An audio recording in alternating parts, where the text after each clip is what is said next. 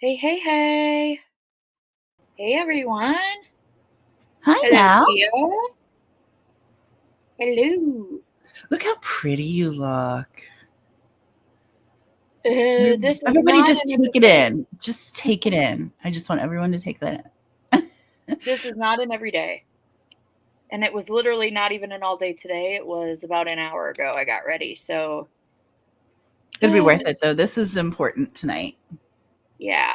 Um, yeah, tonight we are actually going to be going over Maddie's case, which I'll kind of get into why this one is so close to my heart. I have no idea if I'm going to get emotional tonight. I know that there are a handful of people watching that I want to make very proud with this. And another thing, too, is that I did cover this case previously on a separate channel that I was on. And I want to be able to do it justice here and have Maddie have a place on my channel. So I kind of just want to tell the story from the beginning, get to where we are now, just so that I have it here on my channel. Well, this is So, Maddie's home, so I get yeah, that. I really get that. yes. I do have a few things I need to get out of the way first. Number one, I have a handful of people that want shout outs tonight. And when I say shout outs, I don't mean crazy subs or anything like that. I mean my mom. So, Special. hi, mom.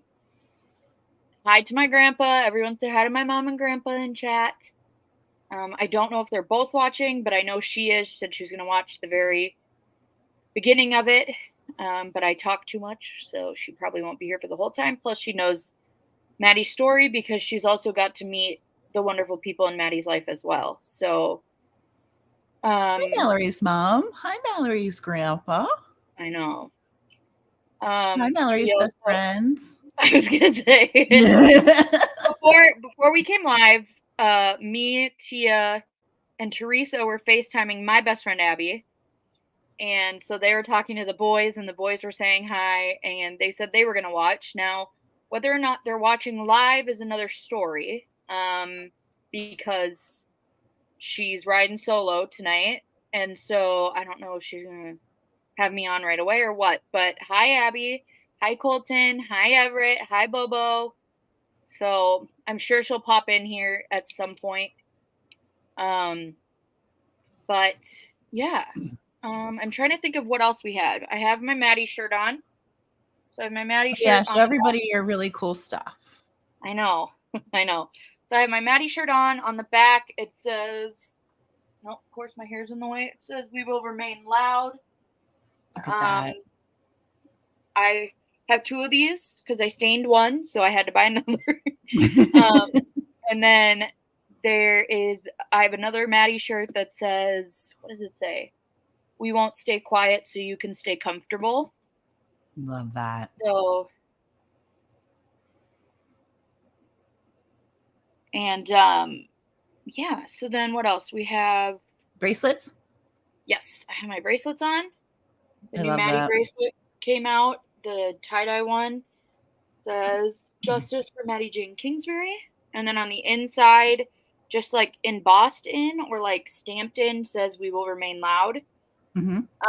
And then I also have my domestic violence pen that I will be using tonight because I need to have something in my hand when I'm doing this, Mm-hmm. regardless of anything. I Mm-hmm. have my tumbler that Katie I gave love that me. tumbler. It says "Love Shouldn't Hurt, National Domestic Violence Awareness." Then on the side here, it has the little domestic violence ribbon with the flower. And yeah, so we have that. And oh, we also have my Oh, beautiful criminality. criminality mug. I just want to shout out T. It's the only thing I've gotten so far out of my entire order. And do you know if Teresa ended up putting up that hoodie that she was going to put up yet? I want to say I thought she did. Well, I need I to go want buy to. it because Teresa, make sure you guys check out Teresa's merch because it's so cute, especially the new hoodie if she put it up already. Yeah. I'm It's gonna go really, I buy mean, her stuff is, she's done a really cute it. job of designing. I need to get my fanny in gear and do ours, but I had to order her hat because I really liked it. And she has cool stuff though. I love it. Also, guys, October is National Domestic Violence Awareness Month. So I will probably be talking about it more often than not. But also just because Maddie's case is so close to my heart that it's something that I will continually talk about. Oh, excuse me. Sorry. Sorry about that. Now, so we're gonna go over Maddie's case from the beginning Okay. to where we are now. I am very close, and I love dearly some of the people that are very close to this case, including friends and family. Some of them will be within Maddie's story today, and some may be watching, so please be kind in chat. And I don't even know where to start. Well, just tell me who Maddie was. I want to know who who is she? How'd you come So, about? What was you? Ugh, I can't even say my words. How were you drawn to Maddie? Is what I wanted to ask. I couldn't get it out. yeah. Okay, so before I was connected to anyone within the case, I'm from Minnesota, for those of you who don't know. This is a case, yes, cray cray from Minnesota. I'm closer to the cities. This took place down in Winona, which is what, like, I think it's like 2 hours south of the cities. Mm-hmm. And I actually had a mutual friend with Maddie on Facebook. So when she went missing, this mutual friend of ours like had just like posted it. So I had seen it then. It was then that I started looking more into it and like, okay, this is in my area to a Local certain extent. case, or it piqued your Yeah. interest. Okay. Yeah, but not only that, but it was just like, okay, this is weird. Like, she's a mom of two. She would not have just left those kids. Like, there Right. was just a lot of different aspects to it that made it like, oh, I want to look into this. You were drawn So more than you just wanted to look. yeah, it was one of those where like you saw her face and you want to know her. Yeah. And it's one of those things where I can't really explain it that well. But it still is something like to this day where it like popped up and I'm like, oh, a mutual friend has someone that's missing. And then when you Google it and it's on the news everywhere and you're like, okay, there's more to this. Mm-hmm. And everything like that. So that's when I started looking it up. And then on a channel that I was on previously, I asked to cover it. So we covered it a handful of nights here and there, just the updates because it was local. So it was kind of on a other channel, we just kind of put it out as like, this is a local case to me. And I want to make sure that I get the stuff out there. Hi, Abby. I saw that come up. uh, but so we'd covered it here and there. So it was, I want to say the night, it was either I don't know if she was found yet when this happened. Either Okay. way, there was something, it was either when the PCA for his arrest came out, the person who did this, which we will get to, but or it was before she was found and something else had come out. But there was something that made us so that we changed our title on the other channel and we were going to talk about it. So we started to talk about it, and then all of a sudden someone in chat was like, "Hi, I was Maddie's friend who made the 911 call." And we are like, "Oh, okay." Like, she's like, let me know if you want me to answer any questions. And we're like, do you want to come up? Like, we totally love to interview you.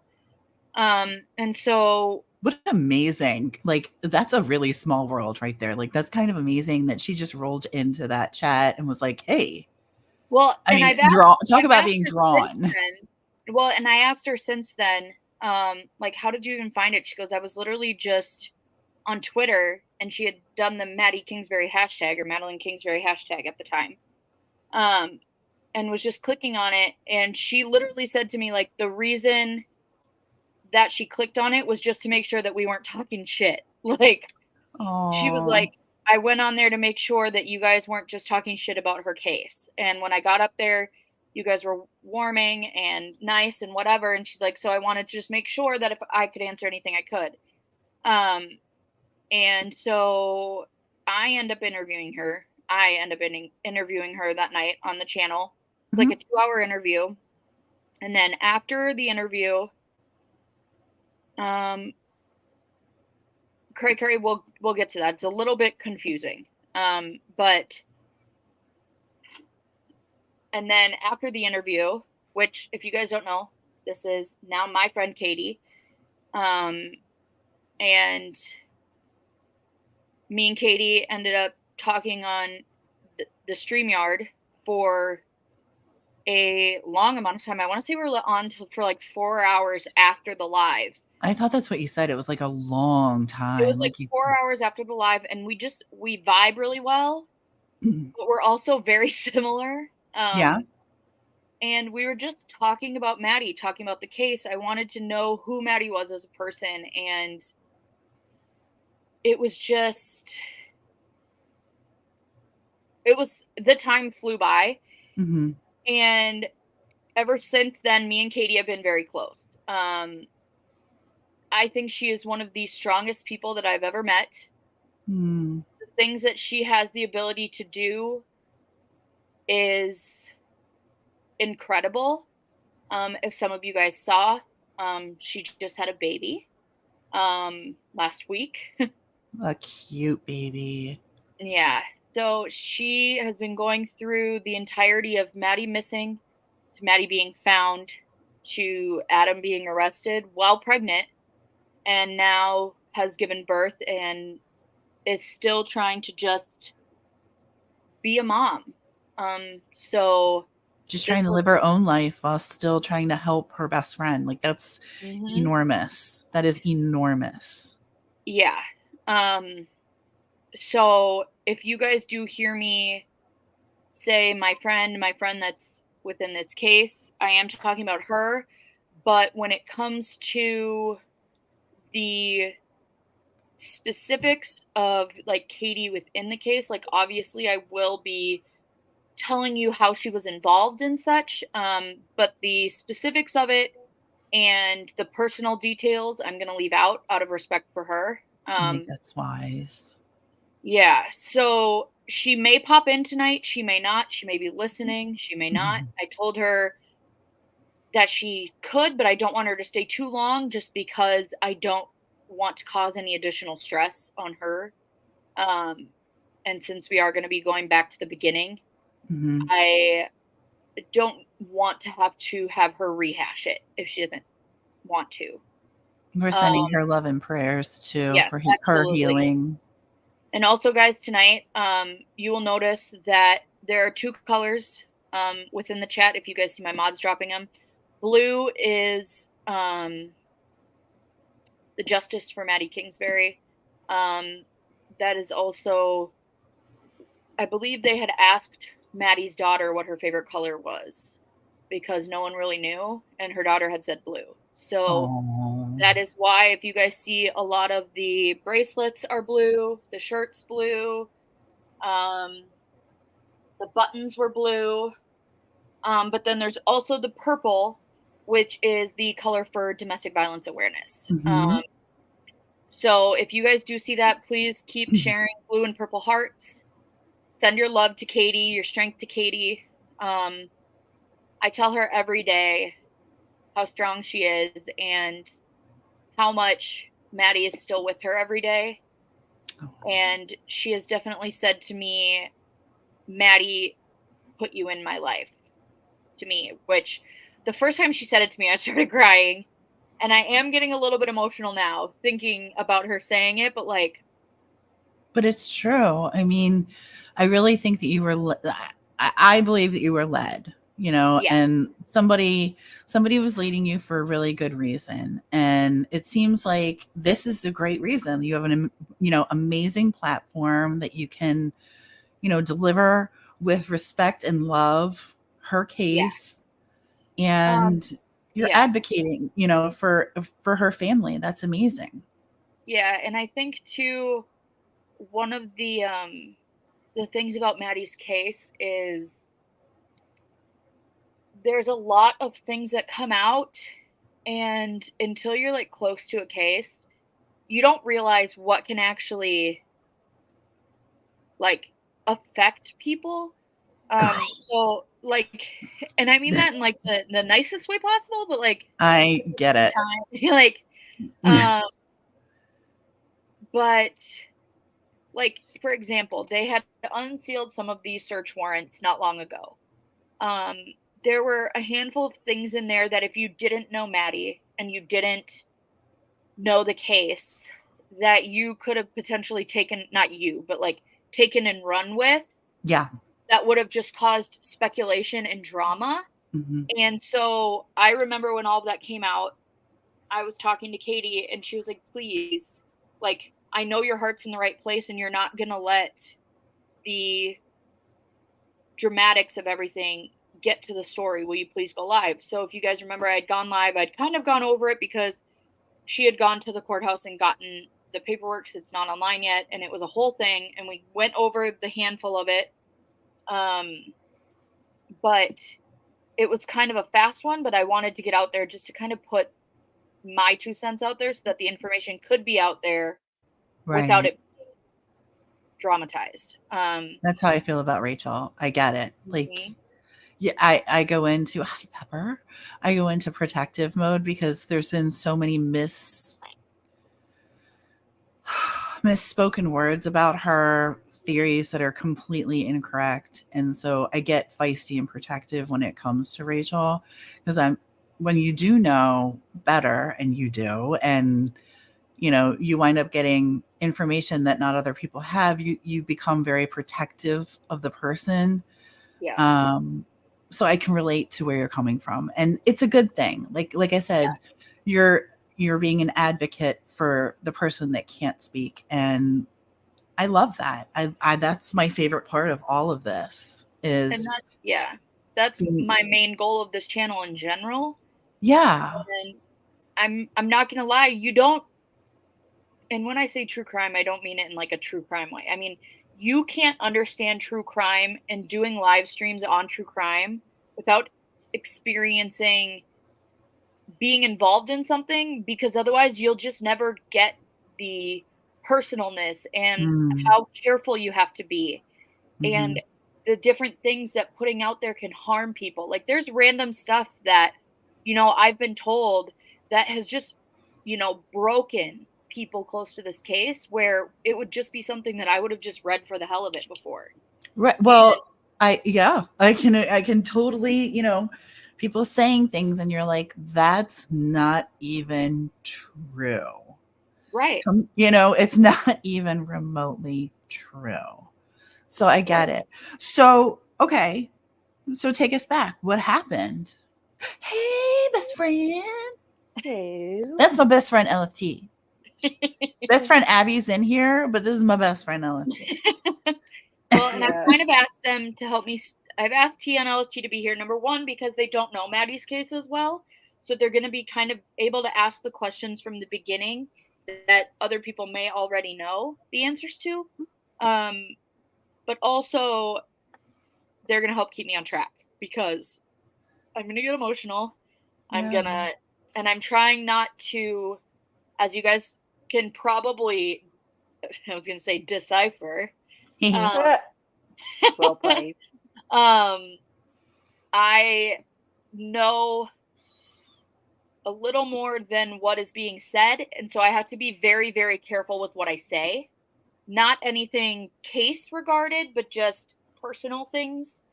Hmm. And so it's very much like they're just gonna be like, "Shut up, Mallory, shut up, don't say that." If I start going into something that they're questioning. So I will actually be probably reading the timeline off of a news source, and then adding in what I know that is public. Thistle. I love Thistle. Mm-hmm. So I that haven't way, said hi to anybody. I've been sitting here listening to you, but I'm like, I want to say hi to hi, you guys. Yeah, I know. Hi guys, thanks for being here. I appreciate it. Thank you. Yeah. Sorry I was late. I had to answer a call from the family. Mm-hmm. I And had ignored it one too many times and I got busted. Dexter's here too, and he just got his hair cut, so he looks like a kind of a chubby rat, but in He's a cute so way. He's so cute. Dexter. Making a bed on my nicely made bed. And yes, there is the new Dexter emoji as well for the members. So. All right, man, are we ready?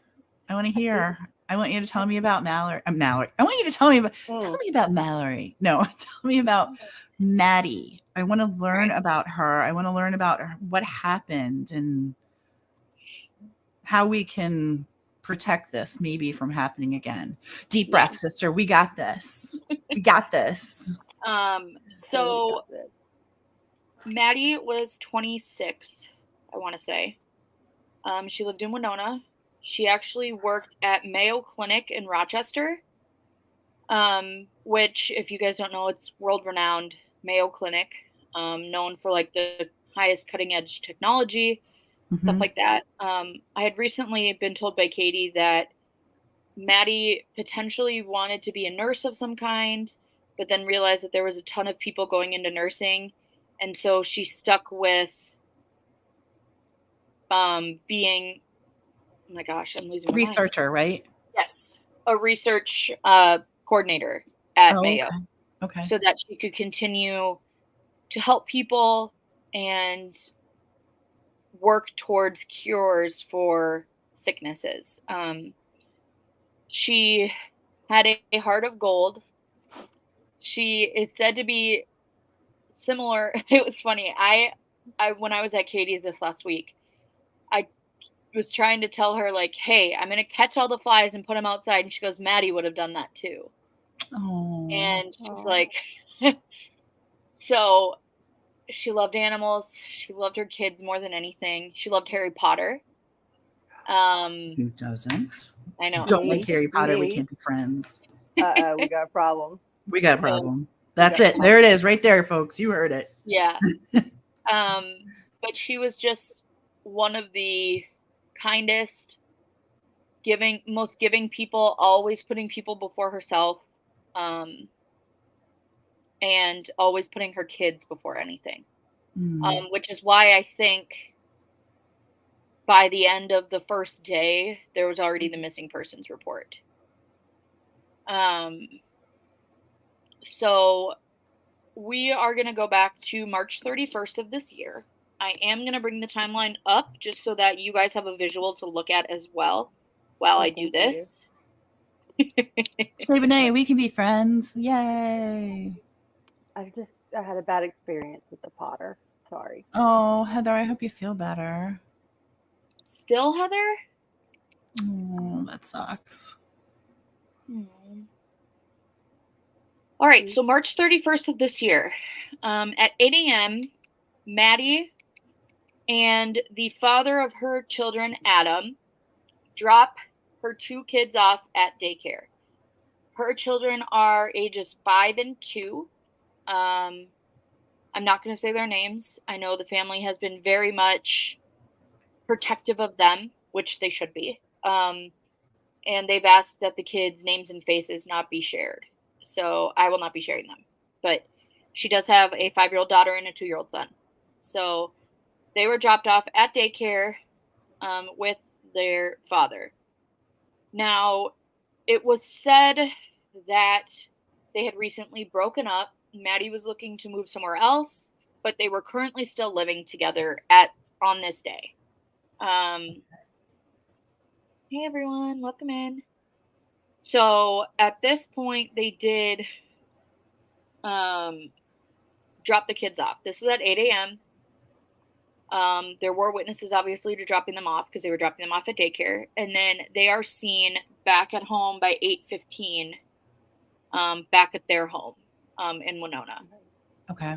I will bring up a map towards the end, but you guys will only get to see like the little bits and pieces because I don't want to just throw her address out there. Oh, yeah. Yeah. But it does say here, Maddi returned to her home on the 400 block of Cary Drive in Winona.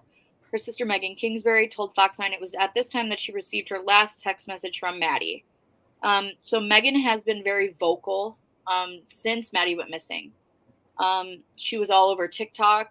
They have a Facebook group, the Finding Madeline Kingsbury group, and there is just, her family has been very much an advocate, not only for her, but now for all of those that have to deal with DV. So there's a quote here from Megan saying, the text was just laughing in response to a funny photo I had sent the night before from a trip she and I took to Rhode Island last summer. No one else heard from her after that. So we then, nothing really happens at that point until that night. Now, we are going to read through Adam's arrest warrant. So, spoiler alert, Adam is arrested once her body is found. But he's not much older. I'd have to... Cray, that's a good question. Hang on. Oh, wait, I just read that, how old he was. Hold on, I was studying up for questions. Oh, shoot, hold on. You're really low again on left T. I think it's your earbuds. He's 29, so he's 2 years older. Okay. Which would make sense because, yeah. Okay. So he's 29. She would have been 26 technically. I want to say her birthday was it June 1st? So she would have been 27 during the time that she was missing. Okay. But how long was she missing before they found her? Just out of curiosity. 69 days. Okay. So, yes. Let's see. So we do end up, once we get into Adam's arrest affidavit, there's a timeline of what he was doing in between, like that time frame. But from the time that Megan gets the last text message from Maddi, there's really nothing until later on. So it says here, Maddi failed to show up at work. So one thing about her work is that I believe it was Mondays and Fridays she drove into work to Rochester, which is like 45 minutes, I think. And then Tuesday, Wednesday, Thursday, she worked from home. So this was on a Friday, so she was set to go into the office this Friday. And that was the plan as of everyone, like as this day went on, everyone just thought that she was there. So, but it says she fails to show up at work. And then she never actually picks up her kids from daycare that afternoon, or she did not make any alternative arrangements for someone else to pick them up. We find out later on that Adam did pick them up. And then he proceeded to drive them down to his parents' house. So. Does she normally pick them up? Yes. Like, is that something he would do normally, or is that something she would do normally? So it was usually her, but not enough of like a red flag that they were like, why is Adam picking them up? You know what I mean? Yeah. So yes, it was weird, but at the same time, like he was always dropping them off with her. Like they dropped them off together sometimes and stuff like that. So I think that it wasn't like red flag. It was like, oh, that's weird. But like, okay, I gotcha. She also picked them up at their regular time. So, but, let's see. Maddi's family tried to contact her throughout the day on Friday, but had no luck, which they said was out of character for her not to respond. we realized that night, Friday, that no one had heard from her all day, which is highly unusual. So that's when we started to grow concern. So I believe it is at this point, which here's a picture of Maddie again. Megan, Maddie's sister, reaches out to Maddie's best friend, Katie, and kind of asks, hey, have you heard from Maddie? And she's like, no. So Katie ends up going over there, looking everywhere. Everything looks normal. No one's there at Maddie's. And then obviously relays that back, and Maddie is reported as a missing person. Because it's just out of character. No one knew where she was. No one knew where the kids were. At this point, Adam wasn't answering people's calls either. Did they find that strange? I'm assuming that he wouldn't even answer, or was he? It depends. So, obviously, there are more people involved that were friends with both of them that reached out, and it took longer to respond, but then he also would respond to other people. And it was very much like, you'll see in the updated stuff as well.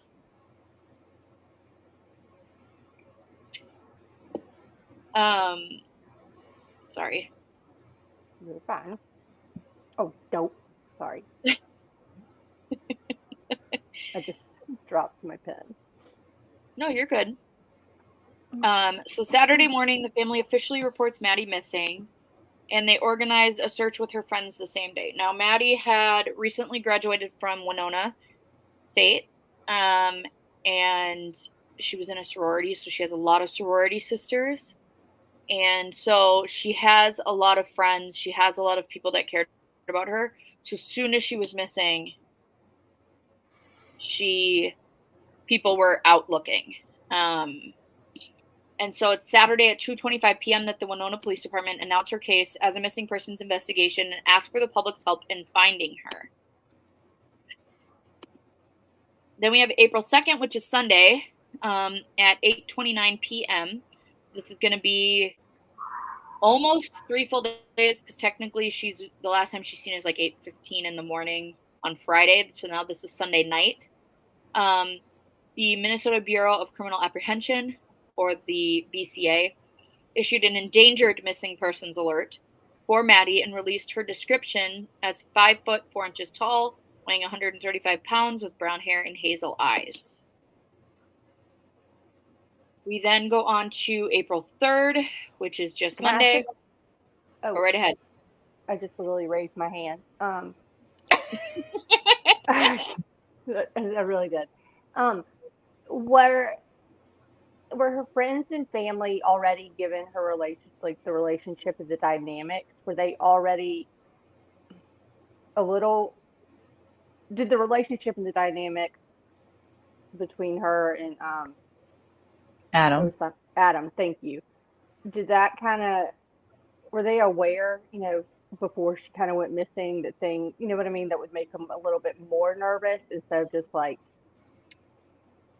so I don't want to dive in, like, I don't, yeah, without asking too many details. I just didn't know if it was no, something you're good, that you're they good. would be like, I promise, if I can't say something, I won't say it, so you're fine. I just didn't know if it was something like they were like, not only is this for real out of the norm. I think different people knew different levels. Okay. There were some that as soon as they heard that she didn't answer all day, was like red flag central. There were others that I think pretty much everyone was like, something's not right here. Whether or not they immediately turned to Adam, I think varied. But it literally varies quite a bit regarding who went directly to him as a red flag versus something else potentially happening. But everyone knew something was wrong. This was not like her at all. So let's see. Heather Bratt, yes, I did. Sorry. Okay. Yeah. So, yes and no. Okay. So then Monday at 5:03, the Winona Police Department provided its first press release on the case. It says she was last seen at her home in Winona, Minnesota. Kingsbury was supposed to show up for work that morning, but didn't. In addition, numerous calls and messages from friends and family went unanswered. Kingsbury was supposed to pick up her children from daycare that afternoon, but didn't show up or make other arrangements. All of this is extremely out of character for her, the press release read, in part. Investigators have been canvassing neighborhoods, searching areas, and attempting to collect any surveillance that may point to where Maddi or her van may have traveled. So at the very beginning, they were looking for her van. I know that there was a lot, so it was her and her van missing in those first few days. So that was another where people were like, did she crash somewhere and she's stuck somewhere? What's going on? But then it was weird because no one at that point could find Adam and the kids. So it was like, what is going on here? I believe it then came out at some point that the police had the van or knew where the van was, but they were just looking for footage of the van that day. So it was a little bit confusing in the very beginning regarding the van. But we do find out more about why they were looking into it in the arrest affidavit. So let's see. It says, police asked for residents in Winona and Fillmore counties to check their properties and video cameras for any signs of a 2014 blue Chrysler Town and Town. Isn't it supposed to be country? Town and Country? Mm-hmm. Okay.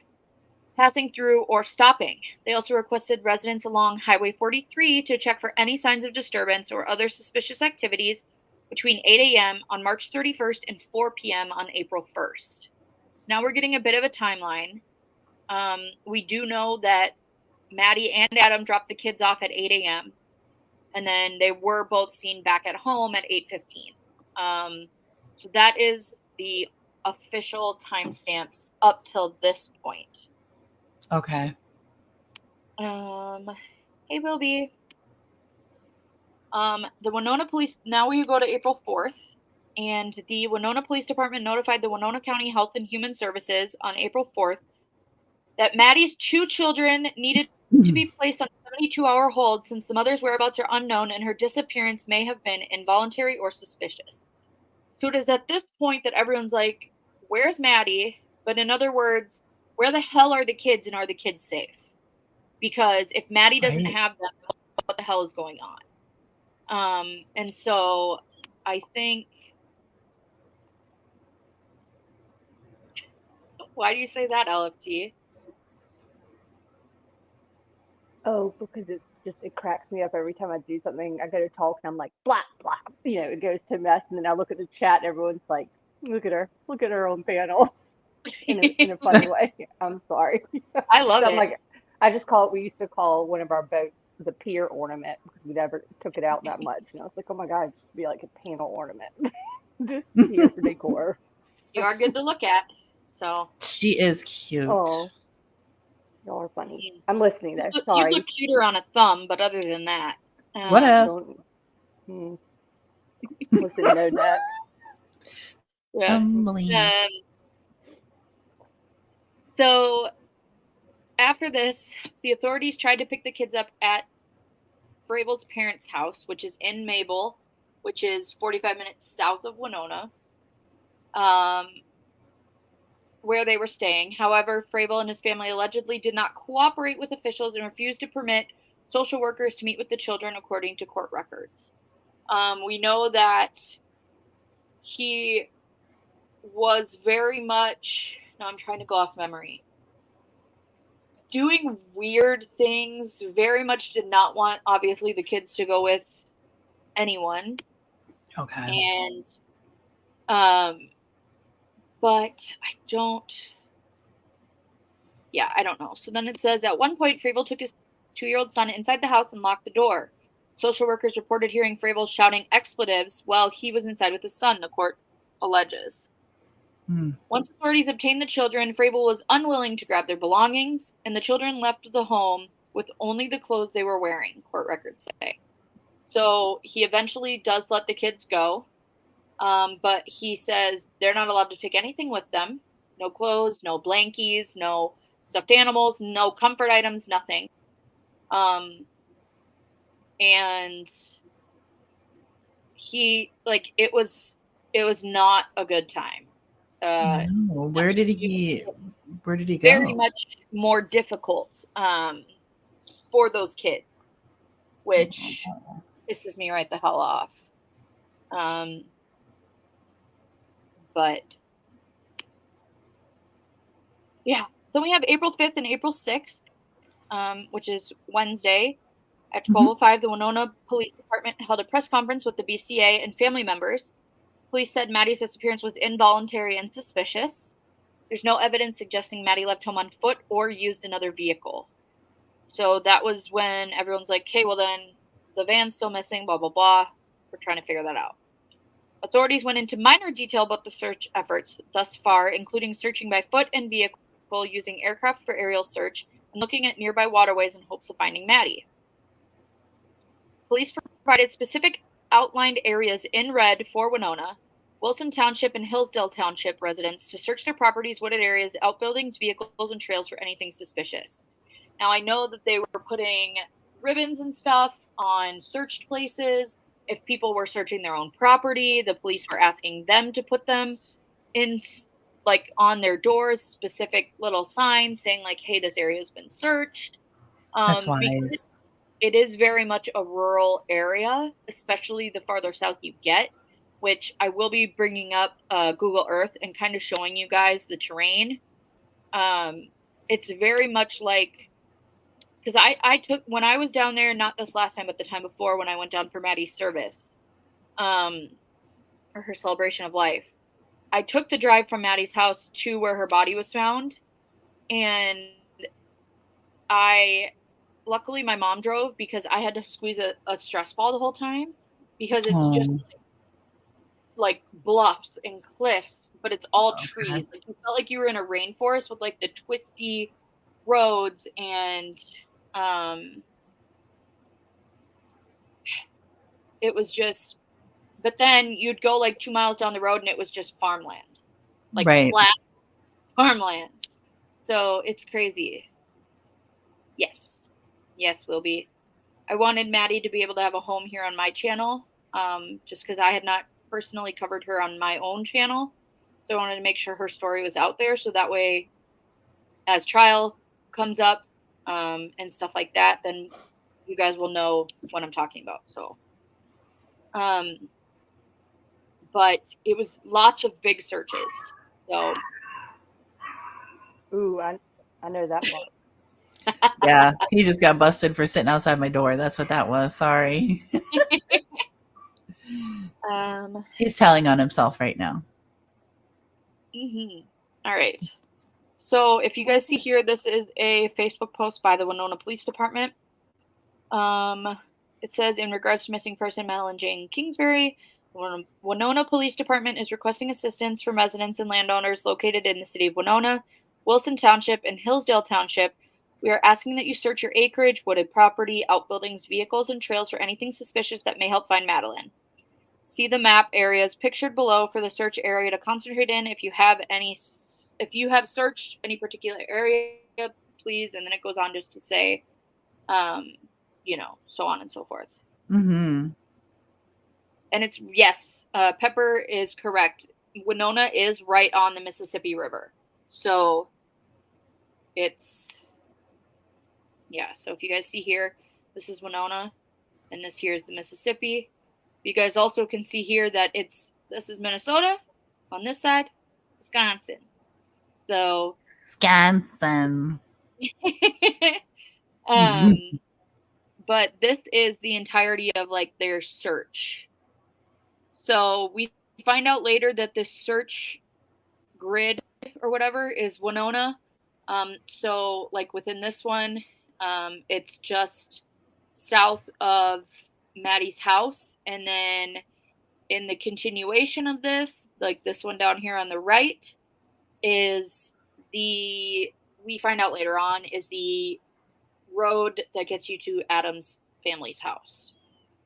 So it says Thursday at 1:37, a massive 2-day search was announced for Friday and Saturday. We then have April 7th. Oh, do you, Pepper? I was just down there. Are you north or south? So Friday at 9 a.m., volunteers arrived at the Winona County Goodview Fire Department in Fillmore County Rushford Peterson School to be bused to designated search areas for 4 hours. Volunteers walked spread out in farm fields and along roads searching for any sign of Maddi. At noon, 3 hours after the massive search began, authorities gave a press conference on the progress of the investigation, but did not provide any details since it's an ongoing investigation. We do find out that later on during these searches, Adam allegedly and his family allegedly were chasing off searchers from certain areas, would come up and intimidate searchers and yell at them to get out of the areas. I have seen photos of Adam with people on buses, but I wasn't there, so I don't know for sure. So that's all alleged. Oh, nice. Okay, Pepper, that's cool. Let's see. 4 p.m., the second group of volunteers conducted their 4-hour search. On Saturday, volunteers participated in searches again, 9 a.m. and 4 p.m. So once again, it's also one of those things where the weather here, regardless of time, is weird. We have very dense forests. We have very high hills, but then it also could get really hot, and then it could get really cold and wet and hard and stuff like that to walk through. So they were very much limiting people that could only physically do it to be able to okay. get there. So let's see. So then it says April 7th, Winona County officials filed a petition in court on April 6th stating that the children were in need of protection services, citing in part the behavior, condition, or environment could be dangerous or caused injury to the children, including the exposure of the children to criminal activity in the children's home, the petition read in part. It is then on the same day that an emergency protective care hearing was brought before a Winona County judge, April 7th, but the judge would not issue a decision about the children until April 12th. So at this point, the children were remaining in the family's care. Now, I will say it is Maddie's family, not Adam's family. Okay. So that is a positive outlook of that. Mm-hmm. Yeah. Pepper, they had, I want to say one of these searches, they had either 1,500 or 2,500 people show up. Like a lot of people. That's amazing. To look for Maddi. Yeah. We then have April 8th, Saturday at 3:19 p.m. Police announced that there would be no additional mass searches led by law enforcement due to the large amount of ground that was covered, there we go, by nearly the 2,600 volunteers over the weekend. Holy cow. Mm-hmm. And instead, law enforcement would focus their efforts on targeted search areas. So at this point, like they said, they had literally covered like 10 times the amount of land that they thought they were going to that weekend because of the amount of people who came out to search. And, you know, half of it, I gotta say, is that Minnesota nice. Just saying. So, the search for Maddi is not ending, and neither is the investigation into her disappearance. As we develop new leads and new search areas, teams of law enforcement officers will do targeted searches. We are not giving up, and we want to thank everyone for their continued support for Maddi and her family. So here is just, they were taking the buses and such to the searches. So is this going to play something or just, oh, okay. So this is kind of just some of the terrain. This is not her found or anything, no. But this is just... Will be. That's so nice. Will be just gifted you some Wilby, thank you so much. Oh, see, this is why I go into YouTube, people, because I didn't see it on there. That's awesome. Will. Thank you. You're the best. Thank you. But is that an Yeah. ad? That's an ad, right? The This? fire trucks and stuff. Where? Oh shoot, Tia's right. I think when you watch it on the computer, it's a slight delay. So I'm sorry, I was looking before you just slid over to show us the terrain. I was I'll thinking take that school public bus. apology. Thank you so much.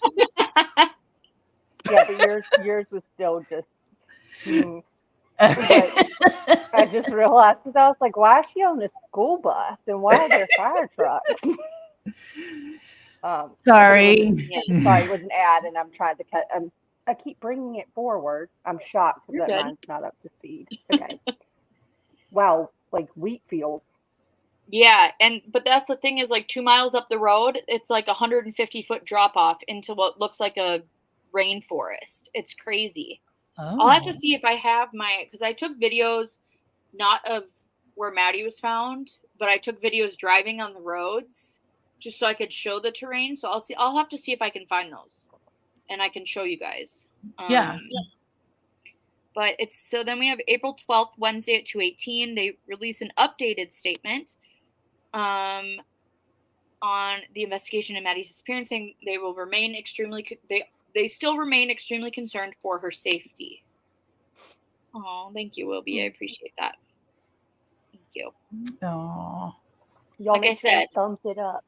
Yes, guys, please thumbs up the video. Also, for those of you who are new here, the memberships, we will be doing membership lives, but the money that is going towards your membership is going to go towards StreamYard, YouTube fees, and such. And then anything that is extra, we will be donating to a different charity each month, which you guys will help me choose in a members live, and we'll do it together. So, like I said, this is not my job. I do this because I care and I'm passionate about it. And so that is, if you have a membership here, what you're supporting. So I appreciate it more than you know. That's awesome. That's so nice. Okay, so then we have a quote here. It says, this is a quote from Maddie's family on April 12th. So this is a little less than 2 weeks. Yeah, 2 weeks since she's been missing. We have had 2 goals since we learned Maddie was missing. Bring her home, and if warranted, hold accountable the person or persons responsible for her disappearance. Releasing certain information about the investigation would jeopardize our availability to achieve these goals. We understand just how much the community wants answers, and we are asking everyone to be patient as the investigative process unfolds. We remain confident we will find Maddie and bring her home to her family, the statement reads in part. Now, I will say, during this time, the family was silent on Adam. It was very much a no comment, no comment, no comment. I would assume, I don't know, but I would assume they were hearing things behind the scenes and they were thinking their own thoughts behind the scenes. But I don't know that for a fact or anything like that. But to the public, they were very much no comment when it came to him. At this point, he's still out. He doesn't have the kids, but he's still out. Was he very much no comment? Was he like, at that time himself, or was he concerned? Or he was not out and about. Okay. So there wasn't a ton of. I don't even know if I ever actually saw him anywhere. I obviously saw the pictures, like because when she first went missing, we all were looking into it, like who was the father of her kids and so on. So I remember looking at it like that, but he was not a part of the searches. He was not at the press conferences. He did put out a statement through his lawyer, I want to say, or he put out a statement himself. And it was not long before he was arrested. How very kind and personal of him. I love when a suspect does that. Well, not only father that, of my child. Yeah, thank you for telling me you're guilty without telling me you're guilty. Well, not only that, but he also then sues to try and get custody back of the kids and goes to court during that. That was one of the articles I just read before I got on. That I saw that. So he actually was reading about that battle. Yeah. Yep, fight back for the kids to the point where he's pictured. I think that's one of the only times is him walking out of the courthouse or into the courthouse, one of the two, during that hearing. And obviously he didn't get it of the stuff happening behind the scenes, because eventually he is arrested. Narcissist. But get him. Sorry. That was my out loud voice, wasn't it? Mhm. You're not wrong. So it says, since the large organized search with volunteers on April 8th, law enforcement has continued targeted searches in Winona and Fillmore counties. From Monday to Wednesday, over 100 law enforcement and public safety personnel searched areas of interest based on information from the investigation or tips. They have also executed several search warrants. Police said Maddie's van was taken to be processed for forensic evidence, but police did not say if anything has been found. The Kingsbury family and the children's father, Adam Fravel, also released statements on Wednesday about Maddie's disappearance. Is it going to open a new link, or is it going to bring us to a different one? Oh, good. It's opening a different one. I'll let you know when I get there. All right. Hi, Lori. Okay. I'm going to read you guys, share this tab instead. Are you guys over to this one? Mm-hmm. Okay. So this is Adam's statement. Like I said, this is the 12th, so about almost 2 weeks after she goes missing. Over the course of the last 12 days, my family and I have been subject to a myriad of accusations regarding the disappearance of the mother of my children, Maddie Kingsbury. During these last 12 days, I've cooperated with law enforcement at... Sorry, I noticed a highlight of my name. Yes, is the time that you're trying to leave, Wheelby. You are correct. The most dangerous time in an abusive relationship is when you're leaving. Very true.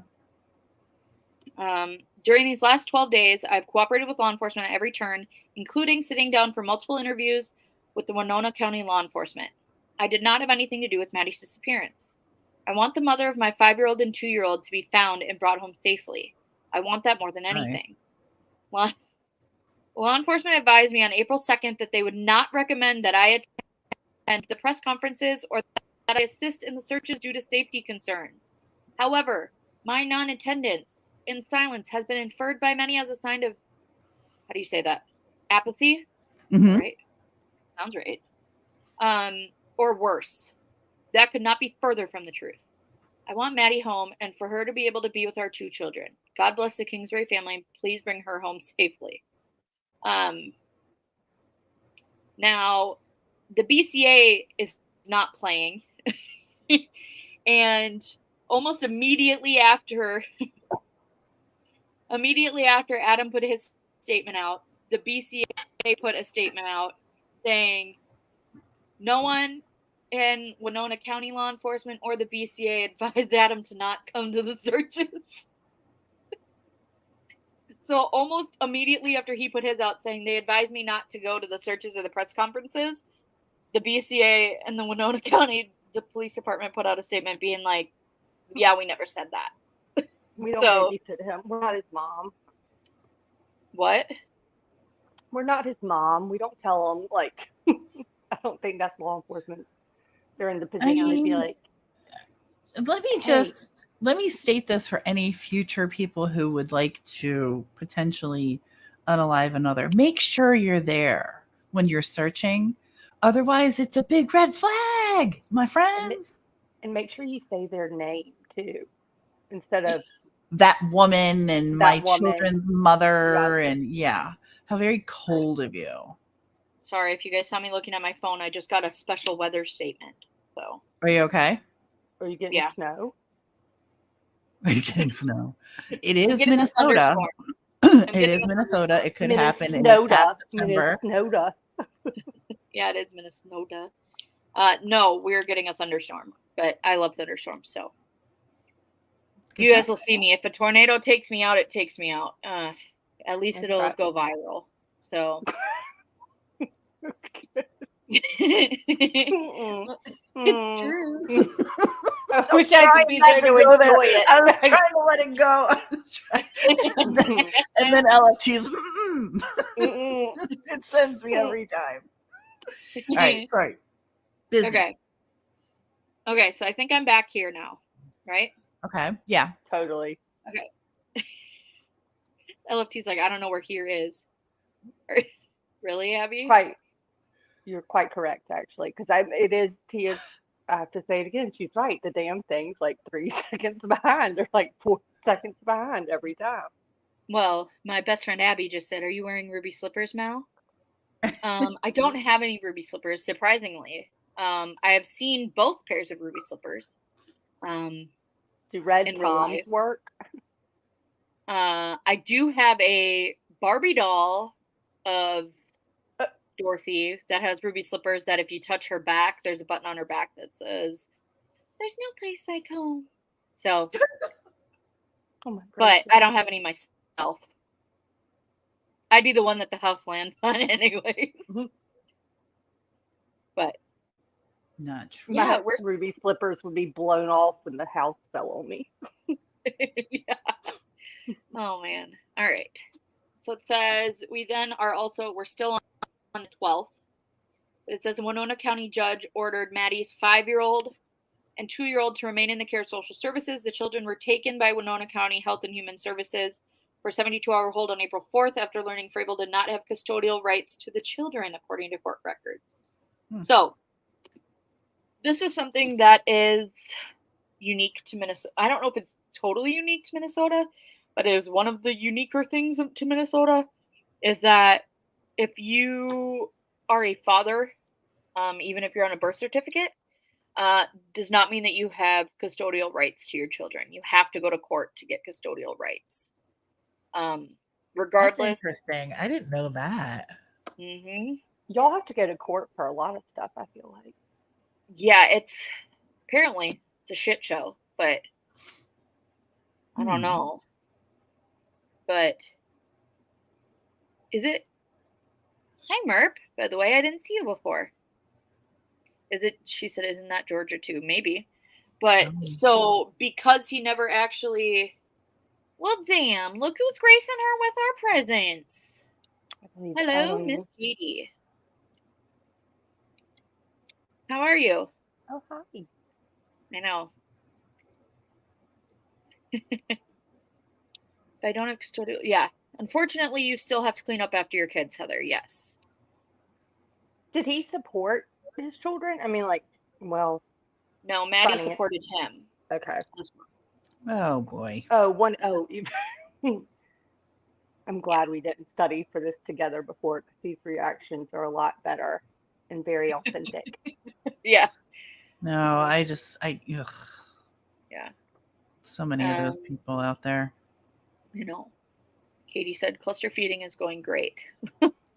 Well, oh, Katie.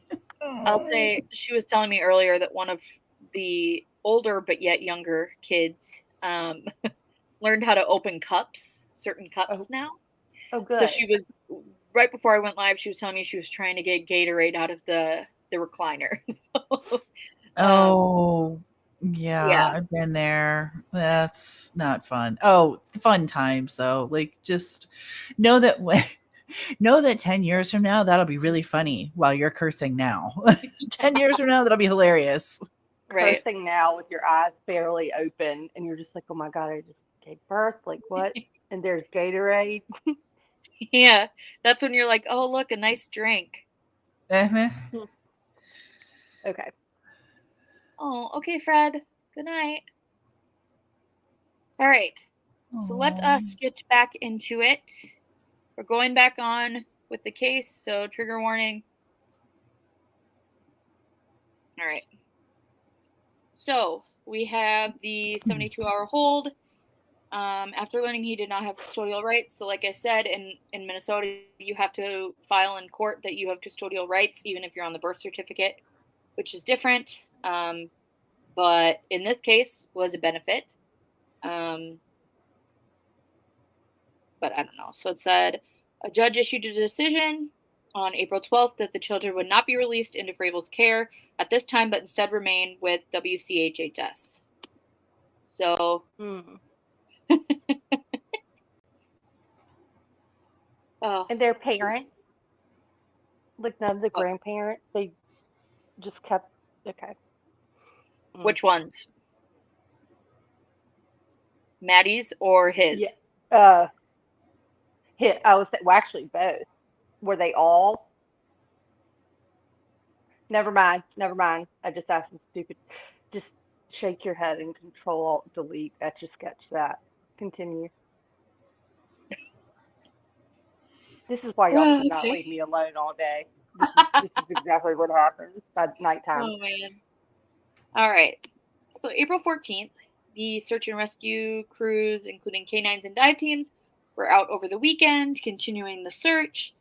They said that they were in the town of Buffalo, across the Minnesota border near Winona. Oh gosh. Katie said Pennywise is here now too. Anyone who's friends with me on Facebook saw that Katie's husband decided to scare me when I was there, and he put a Pennywise mask on and then just peered around the corner. Don't even. Why are you? Mm-mm. Did you see the picture on my Facebook? Yeah, I told you like I dropped my phone. Oh yeah. I have it's no joke for me. Like the clown. Mm-mm. I saw that thing peeping around the corner, and I literally just said strewed together some words that I will not repeat. But mm-mm. Mm-mm. No.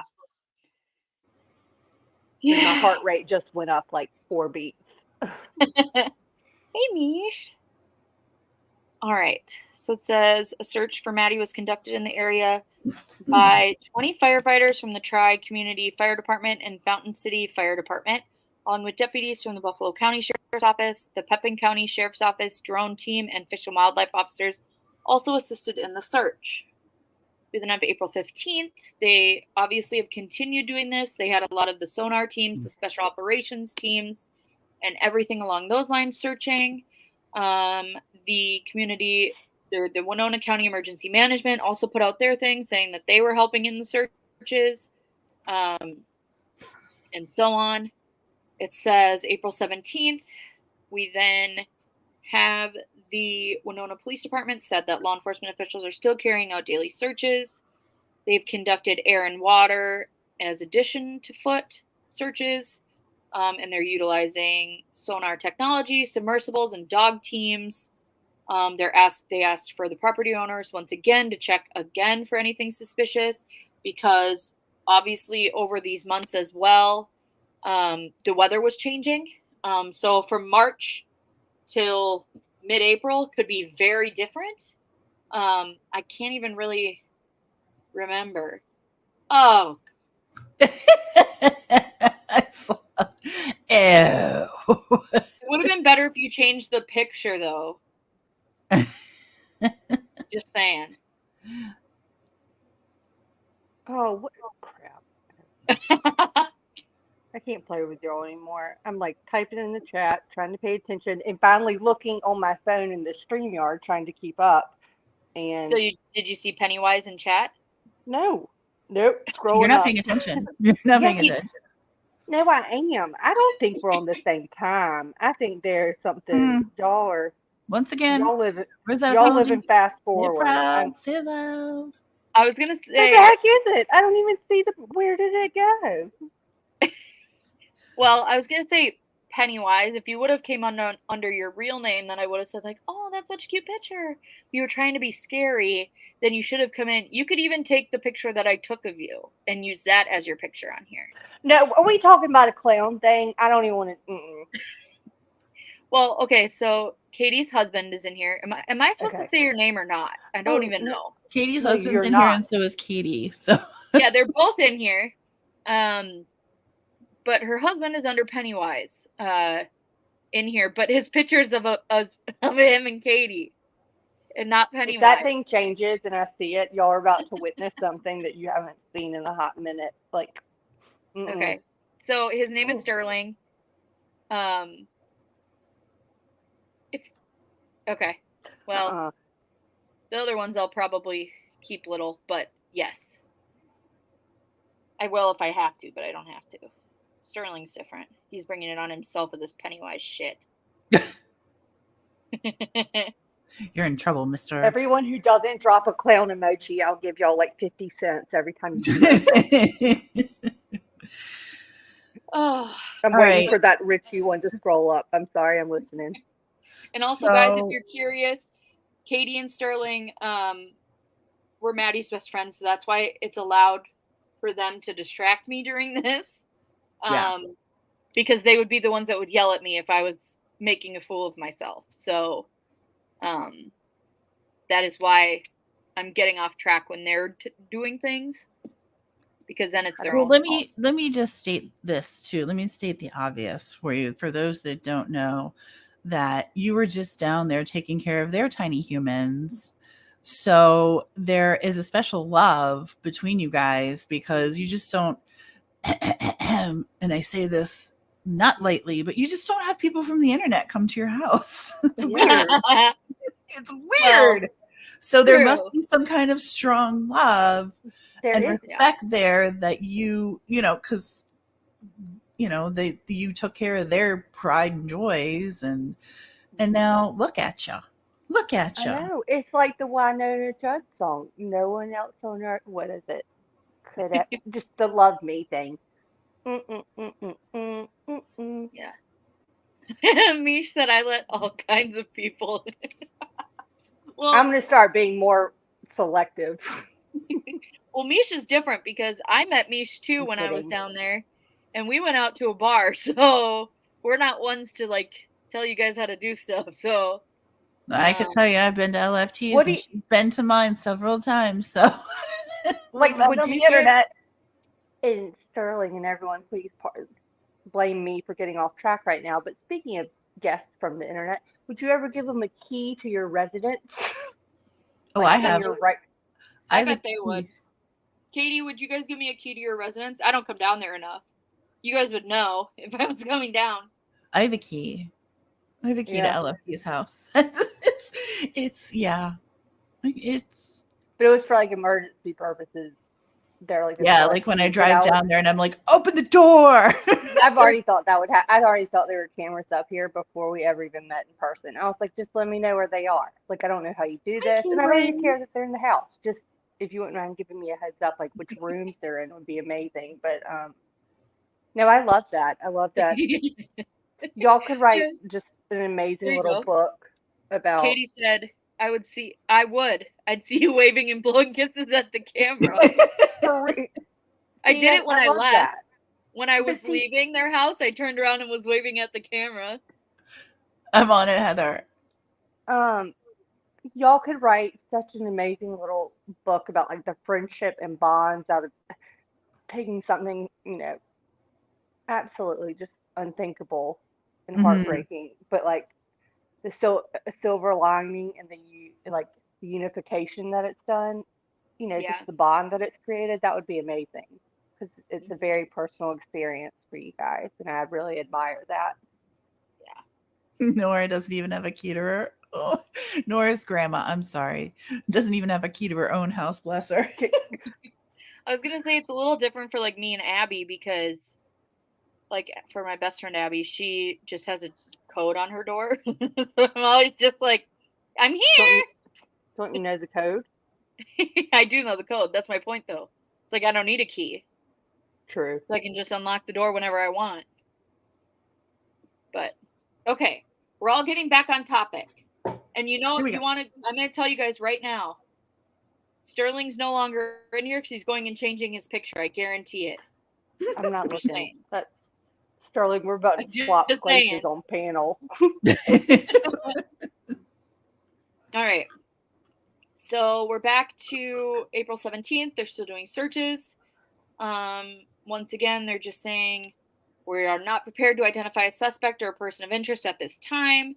We are continuing to follow several paths of inquiry as we work to determine what happened to Maddie and, if warranted, hold the person accountable. If warranted, is that what that said? If warranted? If warranted, because at this point she's still missing. Oh, pin that comment, Mel. What? Katie's. And also, Katie, I need you to change your name. You cannot be your name. You need to not be your name. Can you be Katie, my other Yeah, best have friend? it not be your full name. Yeah. My other best friend, Katie. Yeah, my other best friend Katie. But, yeah. All right. So, April 18th, then. I thought we were on the 17th. Now, this, I want to say, it must have been the snow was melting because we were having a lot of, I'll help you, Katie, later on. We were having a lot of flooding during this time. It was bad. So it said April 18th, the search for Maddi continues, but flooding has presented new challenges. Law enforcement warned volunteers participating in the search to stay away from floodwaters, and it's too dangerous. Winona is under a river flood warning until further notice, as the Mississippi River is expected to create moderate to major flooding. Now, like I said, this is right at, like, Winona is on the Mississippi, so they were always out on the lookout for Maddi during this time, though, and like during this time, Winona was just blue with justice for Maddi, signs, everything. Oh, great! I'm gonna get copyright by whatever phone that is. That was mine, and I literally turned my phone off, and it rang through my computer. I'm so sorry. I apologize, you guys. Of course, that's my best friend, other best friend calling me. Oh man! All right. So it says everyone was very upset, but everyone is pulled together. We're doing our best as a community to help in whatever way we can. Said Winona business owner Christine Windsor. Oh man. A neighbor told Fox 9 he recalled seeing Maddi's minivan backed into the driveway the day that she went missing. Something he had never seen before. Law enforcement has since placed cameras in the driveway of the home to keep a watch over the property. So as you guys can see, here's the different signs that were put on trees. They also had yard signs. You can still buy them. If you guys are in the Winona area, the surplus of Winona, I don't know, what is it, off of Highway 61, 63 over there. They have signs, they have the t-shirts, they have bracelets, they have bumper stickers, they have anything that you could need for Maddi's case if you guys are interested in that. So we have April 23rd. Do you have that link? Because that could be something the mods could drop for you too. They don't have an online store. It's just if you're in the area. Okay. But I gotcha. Because I wanted that too. Because luckily I've been down there enough times to be able to get stuff. But yeah, it's just if you're in the area there. So okay, so then they were doing more searches. More and more searches. On April 26th, Wednesday at 5:55 p.m., Winona Police Department made new requests for property owners in the ongoing search for Maddi. The property owners in Winona and Fillmore counties were asked to report old wells from before 1925, old homesteads, windmills, or sinkholes, as this information is not available in city records and could lead to new searches. And then they were asked to send it to that email if they did. And it says law enforcement is also partnering with Maddi's family to request that all property owners in Winona, Fillmore, and Houston counties place a blue check mark in an easy, visible place if they consent to have their property searched. So this was another thing. So that if the police were needing to do a search on their own, they had people ahead of time so they could literally just walk up to a property and it had the blue check mark. They had the ability to go on to the property. That's really smart and very helpful. Yeah. That's a really interesting idea to use in the future. It was the first time I'd heard of it, actually. Yeah. That's really interesting. I like that. And then, so you're not wasting time, or if you had questions, you could say, hey, come check here. Yeah, that's really smart. I like that a lot. Yeah. After the property had been searched, volunteers or the homeowner will place a blue ribbon around the mailbox, indicating to others that the property has already been checked. Did you guys just hear him snore? He's snoring. Oh my gosh, he's so cute. Yeah, Minnesota's smart is right, Mish. The search efforts remain ongoing, and the latest groups searches are planned for Saturday, the Facebook group said. I will link the Facebook group in the description down below. I don't have it at this very second. But I will link it so that you guys can go join for updates. April 29th, over 100 volunteers participated in a search at the Whispering Hills Girl Scout camp and surrounded properties in Houston, Minnesota on Saturday. They were able to expand their search target, so on and so forth. Once again, this is kind of how the searches were. They do the hand in hand, so they could just walk through and then continue. Is it normal in forgive me for asking, I'm from Michigan and I love Michigan. I love my Michigan family. But is it, I mean, I get the whole like Minnesota nice thing. I really do. But like, is it normal to have this many people come out for a search? Or was she like a special case? She was special. I'll say that person. Okay. I'd say so. I don't think it's unheard of to have this many people. Like, obviously, to this extent, yes. But if you were to put out and say we need as many people, there would be a lot of people that would drop everything to do it in Minnesota. Now, do I think Maddi was special in the way that she touched people? Absolutely. I think that there definitely was that sense of she's a hometown girl. You know what I mean? There's a sense of community there that people just dove right in. I get it. I get it. Yeah, go blue. Hell yeah. I hope you guys can see my very, like... Also, I believe Minnesota plays Michigan for the Little Brown Jug next Saturday. Just saying out loud, just in case. Important dates in my life. That's good. All right, sorry. Back on track here. So, Maddi, so May 5th, the search. So May 5th, we actually have... They have a vigil.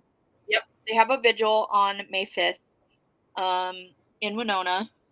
About 200 people attended the vigil at First Congressional Church to hear from Maddi's friends and family. They wore blue ribbons in her honor and lit candles on their phones to help be the light that brings Maddi home. They also were giving out, I don't know if it was at that time, but now still, but while she was missing, they had the blue light bulbs that they were giving out people to put in their houses. I'm trying to think of what else I have. I have the purple one. Oh, I can't even see myself, so I don't even know what's in the camera. The purple ribbon that says forever in our hearts. Pretty. And then I have my Maddi button. And then, I don't know. I have all my bracelets and stuff. These ones here. This is the original one, the Finding Madeline Kingsbury. I love this. And then there's a tie-dye one, right? I love that there's one. There's a ton. So this one says, "No one fights alone" for domestic violence.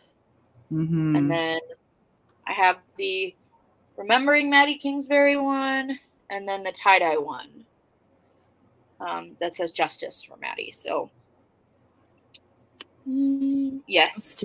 Let's do a hashtag justice for Maddi Jane. Maddi. Maddi. Yeah. Okay. Hi, Rainbow Mom. Let's help that out a little bit. Thank you. Appreciate that. Anytime, man.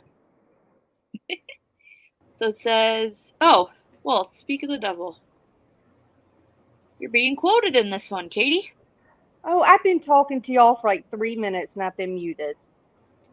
Well, we just said that you're being quiet, being our little ornament. But I meant, sorry, I did want to ask, did your Tumblr, did that say, was the hashtag, no, it wasn't hashtag, but it said what, stay loud? Which one? Did it say? This one? Whichever one. Oh my gosh, I don't have my glasses on. Let me see. This one says love shouldn't hurt. Okay, that one too. I loved that. Oh, yeah, I love that. I think there was something about being loud, and I was like, I love that. So sure. on On the back of this T-shirt, it says, "We will remain loud." And then I have another T-shirt that they were selling that says, "We won't stay quiet so you can stay comfortable." So I love it. I love the hashtag stay loud. yeah. I'm gonna make it trend in chat right now. Boom. Look at that. Did I spell it right? Yes. Yeah. I love it though, and I love that the whole the way it all came together in terms of. Mm-hmm. Okay, so it says, although we don't know Maddie's whereabouts, we are still grieving the time we are missing with her. Even on the brightest days, it still feels dark and gloomy without her here. I wake up from nightmares and realize that they are not as terrifying as the nightmares I am currently living through, said Maddie's friend Katie during the roughly hour-long prayer service.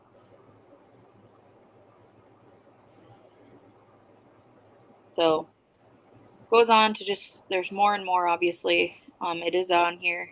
So, I'll be linking this in the description below if you guys do want to go back and look through this. So, now we go to May 11th. Search efforts continue. Public safety boats were searching the Mississippi River, the Root River, and the shorelines searched. We have another picture of Maddie. May 22nd. While the search for Maddie continues, the BCA spokesperson confirmed with Fox 9 on Monday the county has brought in Philip, that guy. Philip P., the former chief deputy attorney in Dakota County, to assist in the case. The Winona County Attorney's Office has brought on Mr. P. in a consulting capacity, as they often do for cases that are potentially complex, said the BCA. Authorities previously said that they are not prepared to identify a suspect or person of interest in her disappearance. May 24th. It was Rettenry this spring. I attempted to go to a couple searches, but they were postponed for weather. Yeah, that doesn't surprise me. May 24th, family members are asking for the public's help to light up towns in hopes of bringing her home ahead of her 27th birthday. Like I said, I want to say it was June 1st. Katie, if you're still listening, her birthday is June 1st, correct? Family is encouraging people to light the way home for Madeline by placing blue light bulbs in and around their homes ahead of her birthday on June 1st. I just got to keep reading. A fundraiser on GoFundMe said it will use the money to turn as much of the area Maddie called home blue to keep building momentum and bring Madeline home. So if you see here, a lot of the community turned blue. Everyone changed the lights on their houses. Stuff like that. So they did come together. I love that. May That's 27th. beautiful. I know. I have a ton of, because for a while there, they were giving them out for free at the surplus store as well. So I have a few too, but I live in an association, so I'd get fined if I put them up outside. So I've been having to just try to keep them like in the window, but then I have to like find a lamp that I can just set in the window. Okay. So we keep going. There is still continues of searches. The Minnesota United, which is a search group. Okay, Heather. Heather loves lamp. I keep thinking about the leg lamp from Sorry. I love lamp. That's what I imagine you saying it to, Heather, is like, I love lamp. Friends. Okay, so they're still searching. Friends and loved one participated in the search, said they're still not going to give up. My God. Yep.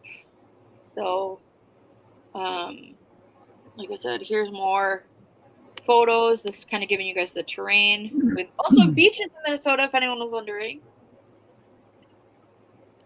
More of the searches.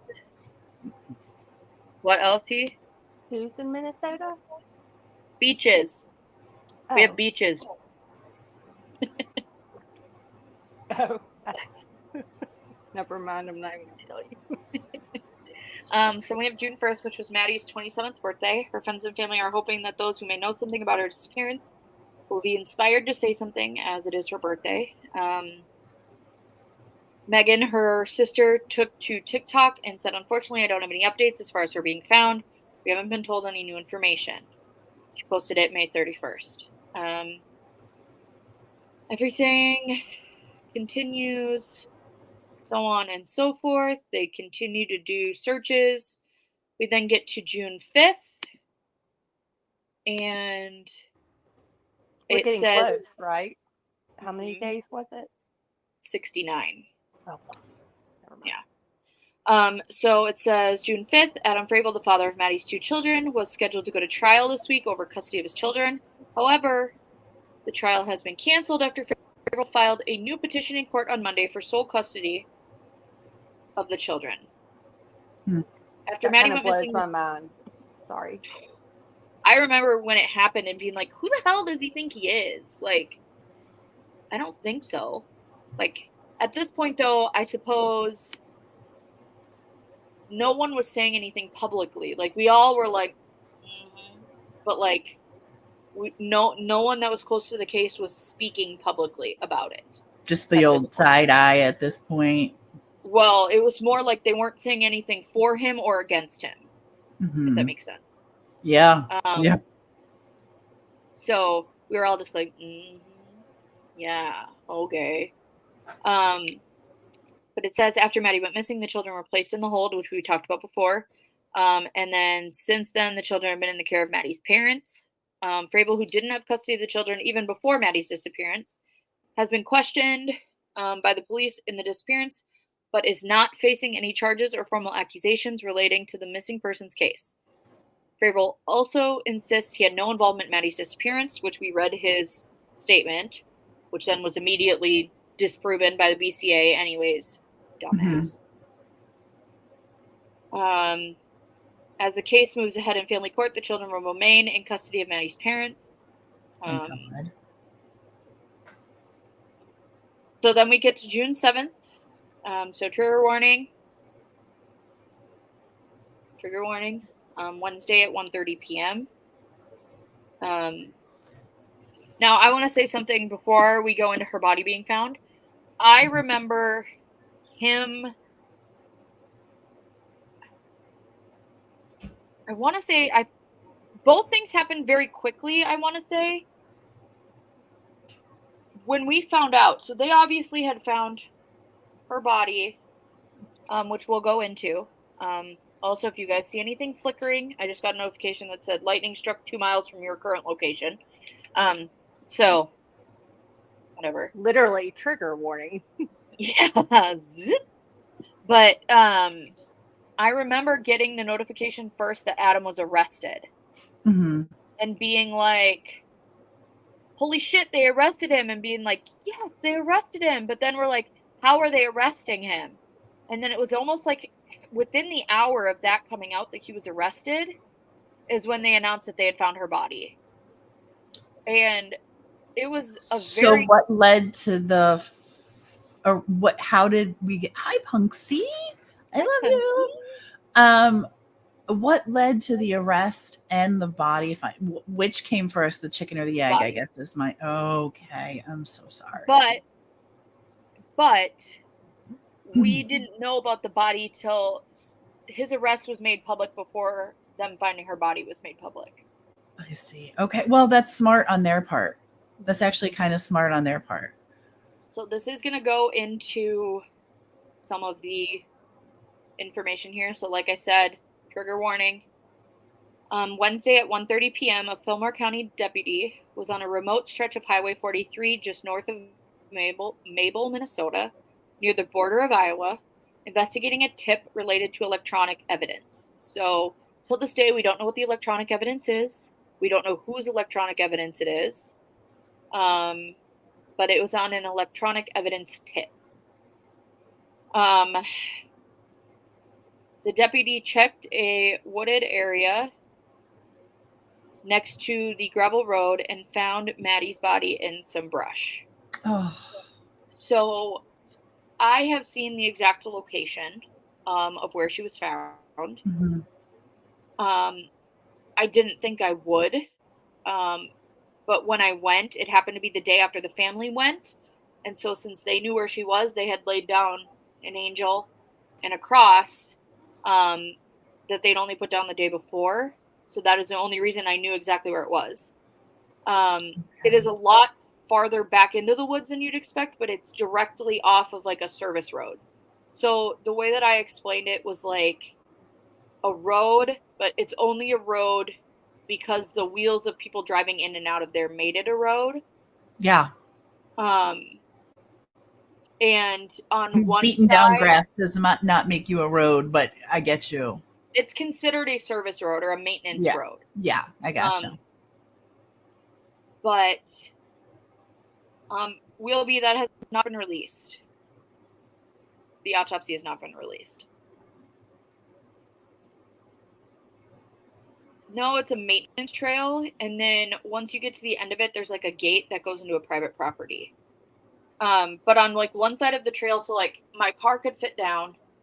One side was like a complete drop off. So like 100 feet down. Like it was a steep drop off, and then the other side was like a hill going up. But it's all forest. So it's all trees, like really dense trees. And she was found in like a culvert down in there. Like I said, I'm not going to be sharing any of that. Yes, it is a very creepy road, Mish. It is. Well, and I think too, at the time when I was down there, when was this, June 7th? So he had already been arrested at that point when I was down there, but I still had the feeling like his family was going to pop up wherever. Which is, it's a creepy road. Yeah. It's unnerving as it is, but yeah. It says Winona police said the body was found using information generated during the Madeline Kingsbury investigation. Law enforcement or enforcement, however you like to say it. I could hear the thunder, like the rain and the thunder. Mm-hmm. Like it sounds like someone's spraying my window with like a power hose. Oh, that's a good one, huh? Yeah, I guess it's a good storm. Of course, it's happening now when I can't be outside watching it. That also means it won't last as long. Yeah. My car's in the garage, so. Winona police say the body was found using information generated during the Madeline Kingsbury investigation. Law enforcement positively identified the body on June 8th. So I want to say, though, based on how she was and where she was, my personal belief is that she, even though she was out there for 69 days, she was preserved quite well.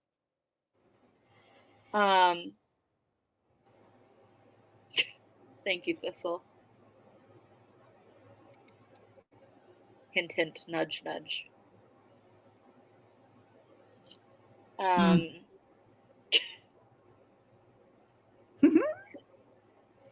Oh, not yet, Norris. We'll get into that because that's in the affidavit, which it's not a super long affidavit, which we're going to read after this. But it says the general area had been previously searched by law enforcement and volunteers, but Maddie's body was concealed in such a way that the body was not visible from the road, police said. Was she, sorry to ask this horrible question, but was she in anything? Was she wrapped in anything, or was she just left? I didn't like read. I actually know this. I was going to ask if I read it correctly. Go ahead and ask if you got it correct, because I'm not sure what's public and what's not. I was reading. I haven't seen anything document-wise. It's something about the towel around the neck, the fitted sheet. Okay. So yeah, she was found in. There was a towel around her neck, and then she was wrapped in a fitted sheet. And the fitted sheet, I believe, was duct tape. Duct tape. That's what I read. Okay. It was in an article, so I can send you the link just in case. No, you're good. You're good. Court. I was like, I swear to gracious, unless I read something else. And I can't even fold a fitted sheet, and so I'm even more angered that someone used it as like a weapon, or just like used a fitted sheet in something so heinous. Like already a fitted sheet's a bitch, and now you've made it even worse. And yeah. Mm-hmm. But in a way, it was a good thing that he wrapped her because it allowed for all the evidence to stay there. That's what I was wondering, if that's exactly why I was asking. I mean, I don't know. They haven't said what evidence was ever found. Like, I don't personally know. But I'm assuming if they were able to state that her body was found before she was officially identified based on just seeing her, I would assume that there's something there that would point them towards that. You know what I mean? Yeah. That sounds insane. Can you hear it? Yeah, I mean, I can hear. Sounds like I'm going through a car wash. Oh, yeah. I love you. Don't listen. And go try to sleep. Go to sleep. Oh, gosh. Sorry, Katie. I tried to throw a trigger warning out there. After this, we're just going to go over Adam's arrest affidavit anyways, so you don't need to listen to anything else anyways. So No, go snuggle some kids. Go snuggle up. Yeah, do something good for you. Tell little one I want to know how the movie is. Dad brought him to see the new Paw Patrol movie that came out today. I want to know how it went. So, but yeah, let's throw some hearts in the chat for Katie, and we'll continue this now. So at 5:20 p.m. on June 7th, Adam Frabel, the father of Maddie's two children, without incident at a residence in Mabel, which was his parents' residence, was arrested. They forgot the word. He was booked into Winona County Jail on probable cause of intentional second-degree murder in relation to Maddie's death. Police previously said Frabel was the last person to see Maddie alive. What was the charge? I'm just keeping up. Yep. Can you hear the thunder? No, I can't hear it now. It's wild outside. I haven't heard a nice storm like this in a while. It's good timing. Somebody's letting you know they're here. Yeah. You're here for the party. I said Adam. Now there's lightning and thunder striking me. Not having that. He was booked into Winona County Jail on probable cause of intentional second-degree murder in relation to Maddie's death. Police previously said Frabel was the last person to see Maddie alive. Can't hear anything. Can you guys hear me? We can hear you, yeah, but we can't hear the thunder. thunder. You meant you can't hear the thunder, Rainbow Mom? I was like, shit, I've been talking. Ah, damn. Okay, Katie, stop listening. Go away in a nice way. She might be one of my new favorite people now. Who, Katie? Mm-hmm. I like her. Oh my gosh, Heather Bratt, get out of my head. No, Abby, it wasn't. You can't tell me to not read it until I'm done because it's on my phone or it's on my watch. It wasn't. Is that someone else? Not you.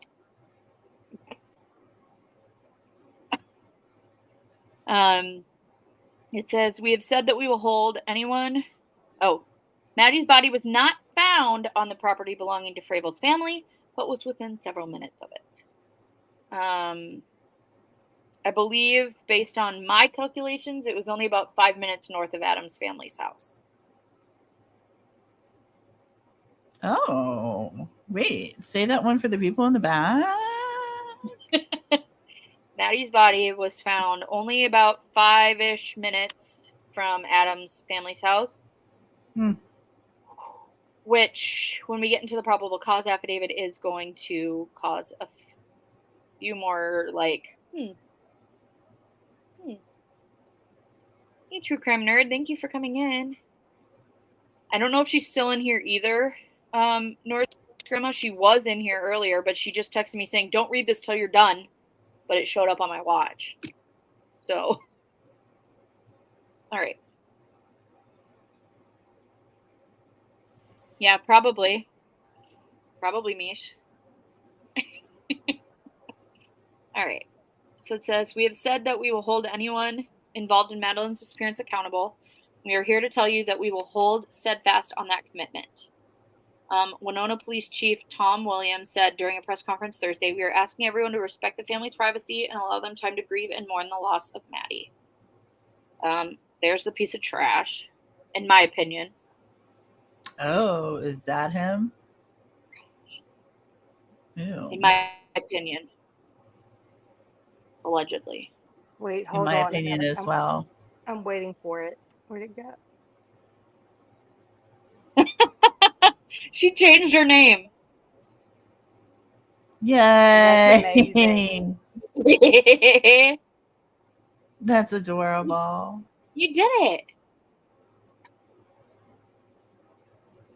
it. I know. All right. Wait, I So- missed the picture of him. Is there a picture of him? Does he have a neck? Well, more like I don't want to be too mean. Looks like a Oh, cute you want one. me Really? to? Oh, I can Is be he- mean for you. Oh, Don't wait, bother. that's him? Yeah. Okay, never mind. I'm good. I can read Tia's mind from here. Mhm. Yeah.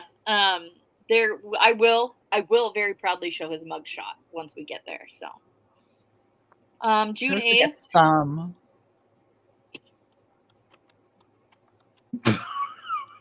What? I said he looks like a thumb. I don't think he looks So- like LFT.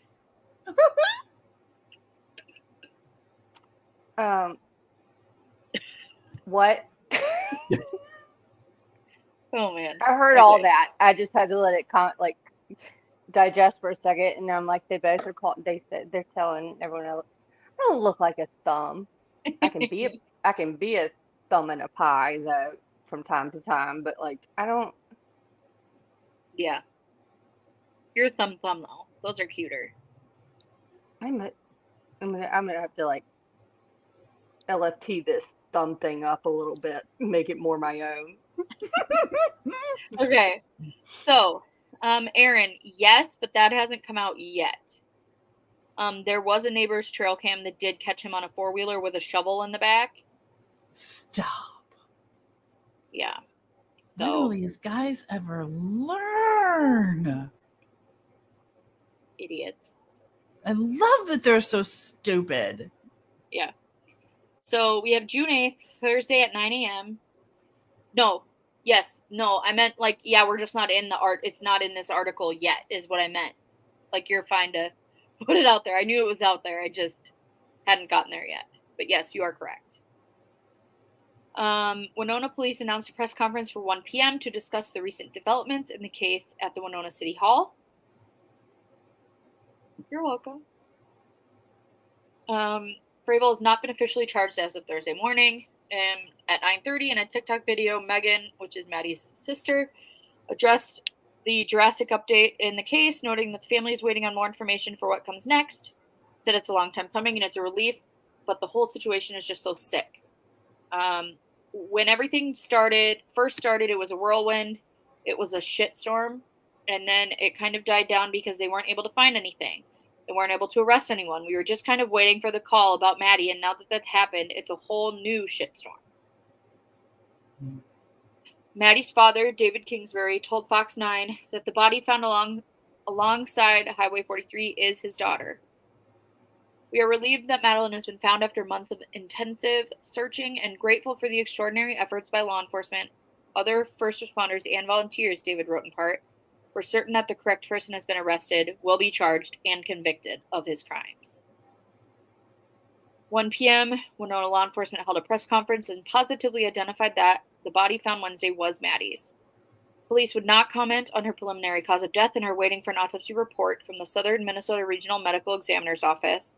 Full press conference is below. Once again, guys, I'm going to post this article in my description down below. If you guys want to go back, these are all embedded in the article for you to watch. June 9th, Friday at 11 a.m., Adam Fravel is officially charged with 2 counts of second-degree murder in the death of Maddi. He made his first court appearance via Zoom, and the judge set his bail at $1 million with conditions, $2 million without conditions. So, in other words, he could get out with $1 million bail, but then there'd be conditions to it, whether that be an ankle bracelet or having to check in so many times or only be able to go into a certain area or something like that, where if he paid the $2 million, then he would have nothing. He just would have to show up for his court dates. It says the charges gave new information about the investigation and how Maddi died. The medical examiner determined the manner and cause of death as homicide and homicidal violence. The medical examiner noted that there was a knotted towel around Maddi's neck and head, according to court records. The charging documents include information Frabel told investigators during interviews and a timeline for the van matching Maddi's seen driving the day she disappeared. Don't even start, Mish. You had to have heard that. I did hear that, yes. That was a loud boom. Mish, don't you know that got me in trouble? Not because it was wrong, but because it was told in a different light. Because it was oh so right. No. Because it was told with a different background meaning behind it that made it seem more ill-intended. More salacious. Which was not. It was not. You gotta do whatever you gotta do, I guess, to get the views. All right. Sorry. Oh, fart. Oh, shit. I'm not muted. No, you're not muted. Oh, man. There's a white flag waving pretty strong over here. I'm sorry. You're good. In one interview, Frabel allegedly admitted to being infatuated with the Gabby Petito case. Told Maddi that if she did not listen up, that she would end up like Gabby Petito, charges read. Wow. And not that's only quite a threat. That is quite admitted a threat. It to police while she was missing that he said that. Really? Friends and family also voiced concerns to the police about Maddi and Frabel's relationships, including allegations of domestic abuse. To read the more in-depth on charges, here's his mugshot. Well, I stand by my initial statement.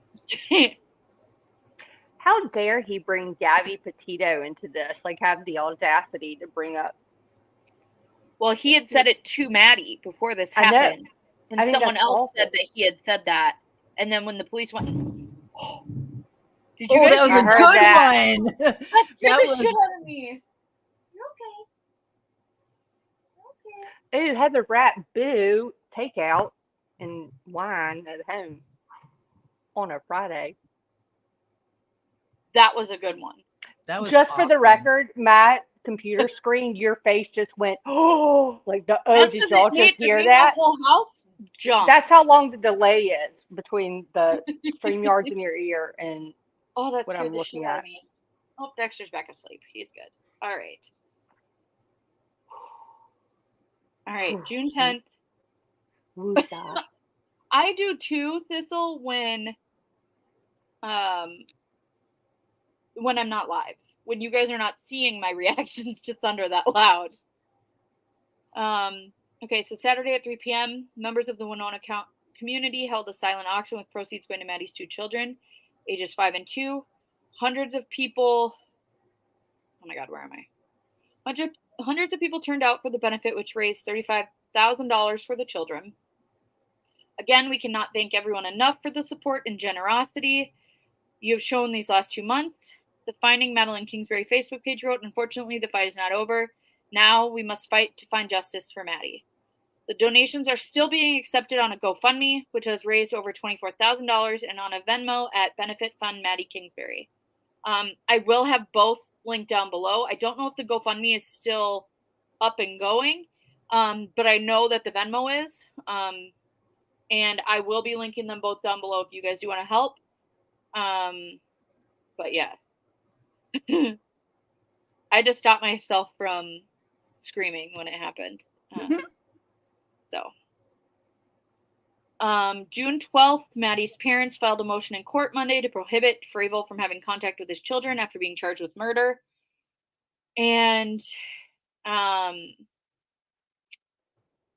At one point, the judge had stated if he makes bail, then there's no way that they can stop him from getting his visitation. Wow. Luckily, he has not made bail, and I believe that possibly has been revoked. But yeah, so it says here, Fravel was in a custody battle for the children and appeared in court just 2 days before he was arrested. Under the current order, Fravel is allowed to have supervised visits with his children, but the Kingsburys are trying to reverse the order in case he posts a $1 million bail. I thought, was there not like a CPS kind of report? So it was more of right when this all happened, within the week of the 2 weeks, week or 2 weeks of her going missing. The Minnesota Department for Children had gone and taken the kids and put them on a 72-hour hold, and then they've been with Maddie's parents ever since. Okay. So, there was June 25th, Sunday at 1 p.m. Family, friends, and the community gathered at the Winona State University for a memorial service to remember Maddi. The service included reading poetry, praying, and singing. The path to healing will be long and twisted, the destination seemingly out of reach, Maddie's sister Megan told the crowd. Madeline is no longer alone. She's no longer suffering. Madeline's spirit will live on in her children, her family, friends, and the community here in Winona that she loved so much. We will forever remain loud of Madeline. So I was at the service. I was down there. How long before, and this is just a weird question, but like, how long when you found out about this case to when you were introduced to Katie? I am not quite sure. Now that I think about it, though, because we knew where her body was found when I had talked to Katie the first time. So it would have had to have been sometime between June 7th when her body is found and the 25th. Because the 25th is when I met Katie. She came to my hotel. We had pizza. We swam with her kids. And then stuff like that. So it was between that time frame. So it was only about 2 weeks in between. Wow. Okay. That's interesting. Okay. Keep going. I'm so sorry. No, you're good. Once again, the ceremony was streamed. So it's here in this article. Hey, Lisa. If anyone would like to go watch it, it then goes into where the investigation goes from here. Adam is still in jail. He has not got bail or anything like that. He's not made bail. He was supposed to have an omnibus hearing on July 20th. That got rescheduled for September 22nd, and now is rescheduled again till October 13th, I believe. 13th. So we'll just kind of have to wait and see till October 13th and see where it goes from there. And yeah, that's read what Wheel wrote. God, say that 3 times fast. I'm not going to. The Lord works in mysterious ways. You and Katie becoming friends is definitely one of those things. I agree. Yeah. I agree. Yeah, I agree. So I have a question. Yeah, go right ahead. Oh, wait. Off you go to people, Heather. People away with your food. People. Oh my God. I was like, I'm talking. Heather's typing. I don't know if we're there yet for me to ask my question. Go ahead. Well, ask after the indictment or during the indictment. Well, if you go ahead and ask now, because I was kind of leading into that. So what were his charges? So he has 2 charges. So actually, it's on the first page of the the PCA. So if you guys see here, this is his order of detention and such. So his first charge is murder in the second degree. It's a felony on or about 3/31/2023. And this one is, one of them is intentional and one of them is unintentional. So it says this one is that on or about March 31st, 2023 in Winona County, Minnesota, Adam Taylor Fravel caused the death of a human being with intent to affect the death of that person or another, but without premeditation. So then count 2 is murder in the second degree again. But this one is that on or about March 31st, 2023 in Winona County, Minnesota, Adam Taylor Fravel caused the death of a human being without intent to affect the death of any person while committing or attempting to commit a felony offense other than criminal sexual conduct in the first or second degree with force or violence or drive-by shooting. So, in other words, they're charging him with both intentional and unintentional second degree. I think they charge him with both, so that way they would both be there. The Casey Anthony effect? Yeah, regardless, just because they don't have everything yet. Does everyone know what the Casey Anthony? Do you want to explain the Casey Anthony effect? Do you Charging know that? too much so that One sticks. Yeah. So if you don't charge the right thing, you'd get off like Casey Anthony, where if they would have charged something lower, she still could have been put away, and so on. Yes. So this is kind of the putting a backup plan into the original plan ahead of time. It's a safety net for law enforcement and for the prosecution so that we can make sure this guy doesn't walk the streets again, unlike our friend Casey Anthony. Right. Who was just at Disney World, I saw. I mean, I don't know how they let her in there. Isn't that where she used to work? Sorry. Yeah. Maybe she finally got that corner office that she walked to and was able to. She's like, I live here now. How old are the parents of Maddi and how are they doing? They're like normal parent age. Normal parent age. So Maddie's technically 2 years younger than me. So I'd say mid-60s probably. Okay. How are they holding up? I heard that. Your mic picked that one up. Oh, it's because it made it shake. Everything shook. He's still asleep. I'll say the kids are getting better. They're never going to be okay. They're getting a new normal. Right. Which they should not have to, but they are. They're finding the happiness that they can. And I think everyone's just at this point waiting to get everything right to through, tie up the loose ends so that you can heal and then begin to heal. Yeah. Right. Which you never. I mean, I get that. Yeah. So. Yeah. It's her stomach. It's probably mine. I do have some fried pickles downstairs, Mish. Jelly. Okay, so he's charged. Okay, got it. All right.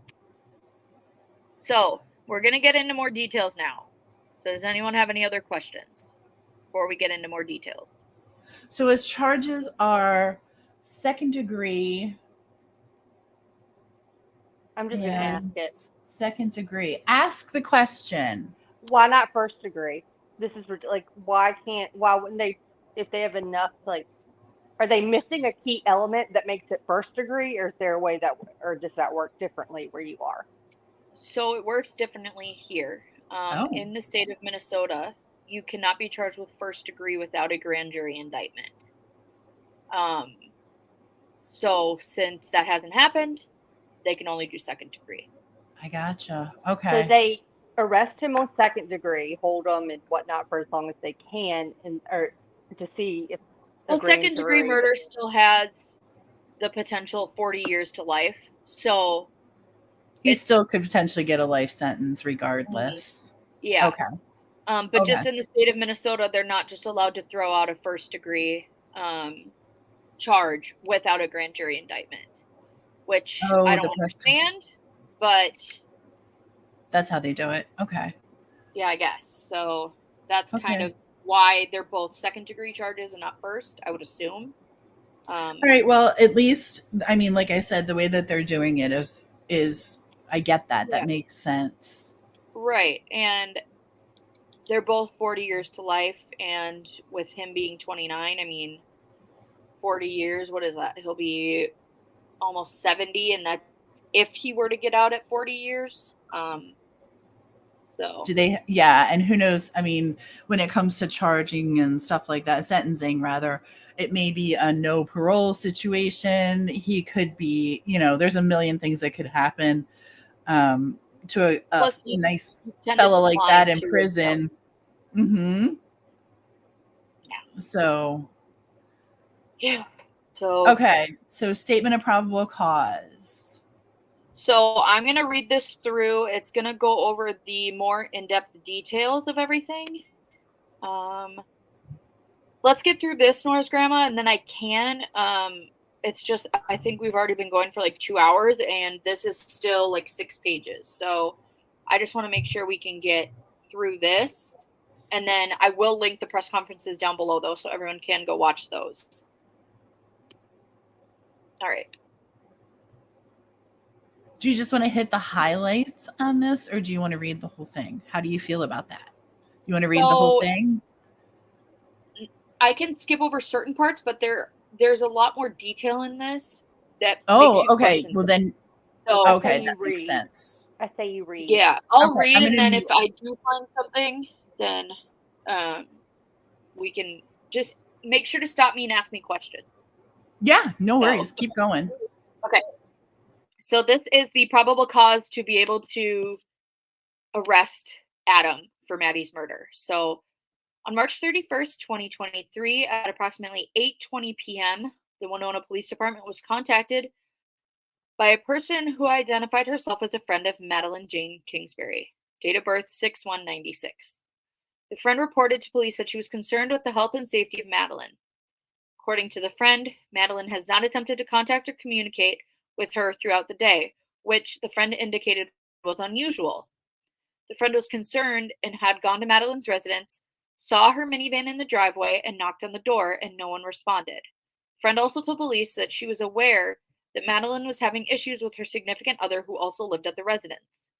The friend identified the significant other as Adam Frabel. Winona police officers met the friend at Madeline's residence located in Winona County, Minnesota. An officer knocked on the door of the residence and looked in the windows, and no one responded, and the officer did not see anyone inside. Shortly thereafter, officers spoke with Madeline's father on the telephone and learned that her family had also not had contact with her that day. The father reported that it was uncharacteristic for Madeline not to have contact with family members or friends. A Winona police officer spoke with Adam Taylor Frabel, date of birth 1/29/94, by telephone. According to Frabel, he had not heard from Madeline since early in the morning, that she was supposed to pick up her children at their Winona daycare after she finished working, but she did not. Frabel stated that he picked up the children at the daycare and took them to his parents' residence in Mabel, Minnesota. Later that evening, officers were able to conduct a welfare check inside the Winona residence and determine that no one was inside the residence. So this friend was Katie. And that has been put out. I'm not the one putting that out. That was put out by the news stations. But just so you guys are more aware of exactly how in depth she is into this and stuff. Yeah. Any questions so far? Anyone? Is anyone there? You guys are both muted. Oh my God, okay, take my phone away. I've been talking to you this whole time. I've been like, yep, no, actually keep going. And then you go, any questions? And I said, no, ma'am. And then you were like, anyone in chat? And I was like, yeah, maybe I should check chat. I don't speak for chat. I'm so sorry. And I was muted the entire time. 3 of your guys' lives. I've done just epically on your past 2. I feel terrible. Okay. You're good. I seriously do. Okay, wait, no, read the whole thing. I'm with everyone that says just keep reading. Okay. Law enforcement investigators have spoken with the children's daycare provider who confirmed that both Madeline and Fravel were present when they dropped the children off at daycare on the morning of March 31st, 2023 at approximately 8:05 a.m. The daycare provider also stated that Fravel was alone when he picked the children up at the end of the day. On April 1st, 2023, law enforcement investigators obtained a search warrant for the Madeline Fravel residence in Winona. The interior of the residence was cluttered, but there did not appear to be overt signs of a struggle. During the search, law enforcement officers located what investigators later determined to be Madeline's cell phone, jacket, and purse in the residence. Investigators also located a laptop computer that investigators later determined Madeline used to work from home. Investigators later obtained access to the cell phone's database. It was determined that a text message was sent from the cell phone to Madeline's sister on March 31st, 2023 at 8:15 a.m. Investigators noted that there was no subsequent text messages or phone calls sent from Madeline's cell phone. So, if you guys remember, it was just the laughing that Maddie had sent her sister that morning. And what time was that she sent that? It says Never mind. If you have to look back, don't even. No, don't it's even right there. worry It about says 8:15. Okay. Hey, Muscles and Mascara. Welcome in. It's good to see you. So, now we are at the point where Maddie's cell phone, all of her work stuff, her jacket, her purse are all at home. She's not, Adam's not, no one's there. Law enforcement investigators had follow-up conversations with Adam Fravel on April 1st and April 2nd, 2023. During these conversations, Fravel told investigators that he had met Madeline at college in Winona and that they have had an on and off again relationship for the past 7 years. Fravel stated that they have 2 children, ages 5 and 2. Fravel indicated that Madeline worked from home and in Rochester, Minnesota. Fravel stated Madeline would generally travel to Rochester for work on Mondays and Fridays. Fravel acknowledged that Madeline was the primary income producer for the family, only income producer for the family, sorry. And she would forward him money electronically to pay the family bills. Fravel acknowledged that recently their relationship was not working, so they decided to separate and were in the process of moving out of their Winona residence. Madeline had been looking at different apartments in the area for her and the children to live in. Fravel indicated that about 2 weeks ago, Madeline had told him that she had begun a relationship with another man, but that he did not know how long the relationship had been going on. Fravel stated that on Friday, March 31st, 2023, together he and Madeline dropped their children off at daycare at around 8 a.m., and then they drove home. Once they arrived, Madeline stated that she had an online meeting and afterwards was going to Rochester for work. He indicated he observed Madeline go downstairs to her home office. Any questions so far? No, but I was just typing this in chat and I'm listening to you and I'm realizing before in my head, I envisioned this playing out a little bit more slowly. You know what I mean? But actually, I literally typed, I said, after I'm reading what I wrote, after hearing more, I actually think things may have moved more quickly in terms of the progression of the case than I originally thought, now that I'm listening to you map this out. Because in my head, it felt like months, you know what I mean? Like a year or so. Yeah, no. Even though I knew it wasn't. Yeah. No, she went missing March 31st and she was found June 7th. Yep. So I guess y'all's process too, in terms of needing an indictment and whatnot, that whole process moves pretty quickly as well. To be, think about the timing and arresting him and then upgrading the charges. Everything is happening, really fast. Yeah, hopefully. But yeah. So I'll just delete my comment. All right, we're good. Hey Casey, welcome in. Good to see you. All right. Also, during the conversations, Fravel stated he had planned to do a property storage runs most of the day. His plan was to travel to his parents' home near Mabel, Minnesota, with items he wanted to store at his parents' residence, and return to Winona and take items to Midwest Storage located in Winona. Fravel indicated that prior to leaving for Mabel, he had stopped at a gas station near his Winona residence. He said that when he loaded up Madeline's van, he wasn't really paying attention to what he was loading. Fravel believed he left his residence and began driving the van to Mabel at approximately 10:15 a.m. So this is the first time frame. So he claims that the last time he sees Maddie is when they get home around 8:15. She goes down into her office, and then he loads the car up with stuff But he doesn't know what he loaded. Was it a child? Like, what did you put in the? How do you not know? I believe, based on like what I've heard, it was like more like bins. Okay. Like he was just putting bins from the garage into the car, but he didn't look in the bins to see what was in there. And what was his reason for putting the bins in the car anyway? Like, he was taking them, doing storage runs. So because he was potentially either moving out or she was moving out or whatever the circumstances were, he was moving a lot of his storage to either a storage unit or to his parents' house. Okay. So that's what he was planning on doing throughout the day. Mm-hmm.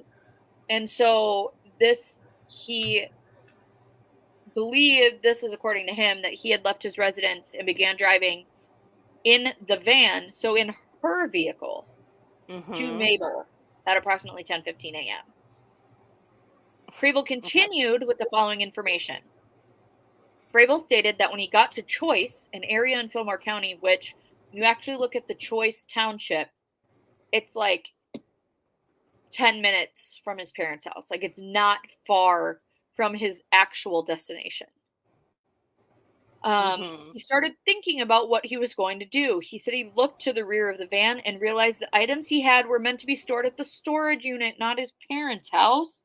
He drove all the way down there for no reason. Oh shit. Did she scare you? I hope did I scare her? So at this point, he drives about half an hour of a 45-minute drive, makes it to about 10 minutes north of his parents' house, and then it's like, oh shit, I have the wrong stuff. This stuff's not supposed to go to my parents, it's supposed to go to the storage unit. And then turns around. Fravel continued with the following information. Fravel stated that when he got to Choice, an area in Fillmore County, he started thinking about what he was going to do. He said he looked to the rear in the van and realized the items he had were meant to be stored at the storage unit, not his parents' place. Turned around in the driveway of a barn in Choice and drove back to his residence in Winona. Fravel believed he arrived at the residence at 11:30 a.m. and emptied the van at the Madeline Fravel residence. Fravel stated that he did not make any stops on his trip to and from Choice. When he entered the residence, he did not see Madeline. He stated he did notice his car was still home and thought that Madeline had maybe just carpooled to Rochester. Maybe. Even though it's nothing she's ever done before. Right. Let's see. Fravel stated he remained at the residence for the remainder of the afternoon. During this time, he texted Madeline but never got a response. Eventually, he went downstairs and Madeline was not there. He stated that he texted Madeline regarding picking up the kids and asking about plans for supper. When she did not respond, he decided to pick up the children at daycare and drive them to his parents' residence in Mabel. Also, during their conversation with Fravel, law enforcement disclosed to Fravel a concerned person's report that Fravel told Madeline that if she did not listen up, that she would end up like Gabby Petito. Fravel admitted to being infatuated with the Gabby Petito case. His word, quoted, infatuated. Wow. I know. Fravel also admitted that he made a statement to Madeline about her ending up like Gabby Petito. Fravel claimed he was trying to make a joke. Hey, you guys are in relationships? Not a good joke. Just throwing that out there. No, that's not funny. The Gabby Petito case made national news. It was the story of a 22-year-old woman who went missing. After extensive searches, her remains were found near a park in Wyoming. It was reported that Petito died of strangulation. The media also reported that Petito's fiancé claimed responsibility for her death in a notebook. Investigating officers spoke with a friend of Madeline who indicated that sometime in 2020 or 2021, she was on a video call with Madeline, who was at her Winona residence. Madeline was standing up, holding one of her children and cooking dinner. The friend observed Fravel enter the room and yell at Madeline to keep quiet. Madeline asked Fravel to calm down, and he stated he was not going to calm down and struck Madeline in the face with his hand. It appeared that Fravel was not aware that he was being observed on a video call, as when the friend yelled at Fravel over the phone call, he immediately left the room. The friend told investigators that there were several times during video calls that she observed bruises on Madeline's face. When the friend inquired about the bruises, Madeline would cover them with her sweater. Investigators spoke with a family member of Madeline's. During that conversation, the family member discussed an earlier incident. The family member said she learned Fravel put his hands around Madeline's throat. The family member went with another person to go get Madeline. The family member noted Madeline had a red mark on the side of her neck that day.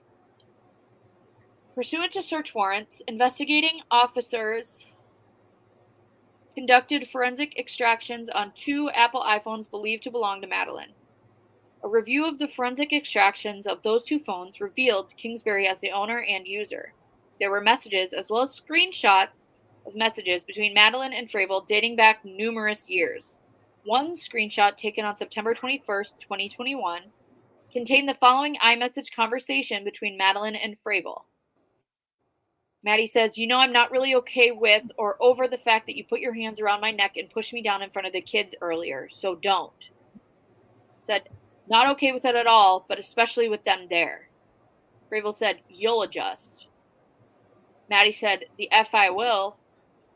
And then she said, "You do that again without asking me and you can go somewhere else." Fravel said, "You got it, mother." Maddie said, "Don't patronize me. That crossed a line." And Fravel said, "Then mind." And then Maddie said, "Stop." Wow. Law enforcement investigators were able to obtain videos from security cameras and motion detection video devices at multiple residents and businesses located in the Winona neighborhoods where Madeline Kingsbury and Adam Fravel resided. And along the route, Fravel stated he took towards his parents' residence the morning of March 31st, 2023. The videos reveal the following events from March 31st, 2023. So, before I read you guys this time frame, we have to remember what he says. He says he left the house around 10:15, made it to Choice, turned around, came back, and was back home by 11:30, and then unloaded everything, picked up the kids, and then drove back to his parents' house. That's his time frame when everything was being said. You know what I mean? But now we have actual video surveillance that is giving them a time frame. So, we have 9:44 a.m. Madeline's van is observed in the driveway of the Madeline/Fravel residence in Winona. A person in the light-colored coat is observed walking up to the front of the van, bends over, and appears to remove the front license plate on the van. Wow. 9:47, 3 minutes later, the van is still in the driveway and the same person is observed kneeling in front of the van and appears to be reinstalling a license plate. What a guy. 9:55 a.m. A person wearing a light-colored coat or sweatshirt gets into Madeline's van while it's parked in the driveway of the Madeline Fravel residence in Winona. 10 a.m., the van is no longer at the residence. So, it is at this point, 10 a.m., he claims it's 10:15. It's actually 10 the time that the van is no longer at the residence. So, that's a 15-minute window. 10:02, the van is observed parked at a gas station where Fravel said he had gotten gas, and a person wearing a light-colored jacket and matching the general description of Adam Fravel is observed pumping gas. Investigators also noted that the license plate on the van matches the license plate registered to the car Fravel normally drives and not the plate registered to the van. Investigating officers noticed that when they observed the van later in the evening on March 31st and on April 1st, the license plate registered to the vans were back on the van. So just for his drive down to accidentally make it halfway to his parents' house and then back, he switched the license plates on the 2 cars. Did he accidentally do that too? Yeah, it was an accident. Hmm. Bad. Hey, Libra Gotcha. Moon. You're good. 10:31. The van is observed backed into the driveway at the Madeline Fravel residence in Winona. So he's claiming that within this time frame of 10:02 to 10:31, he was able to make it a half an hour one way, look in the back of the car and be like, oh shit, wrong stuff, turn around and drive a half an hour back up within a 29-minute period. But also switch the license plate? No, he did that beforehand. Oh. But my mistake. The point is, it was 30 minutes one way to the point where he said he turned around. And this is only 20 minutes the entirety of it, the actual time frame. Do we know if they have, like, the computer black box from the car? I'm just curious. I'm not quite sure. I know that the van was seen driving on a lot of like gas station cameras. Okay. And that's kind of how they were like, okay, at this time it passed by this one, at this time it passed by this one. But I don't know exactly if the car had. That's a good question. I don't know. Okay. Right, Wilby? And Ellie accidentally has the evidence needed to convict them. Right. 11:26 a.m., the van is observed driving away from the home. So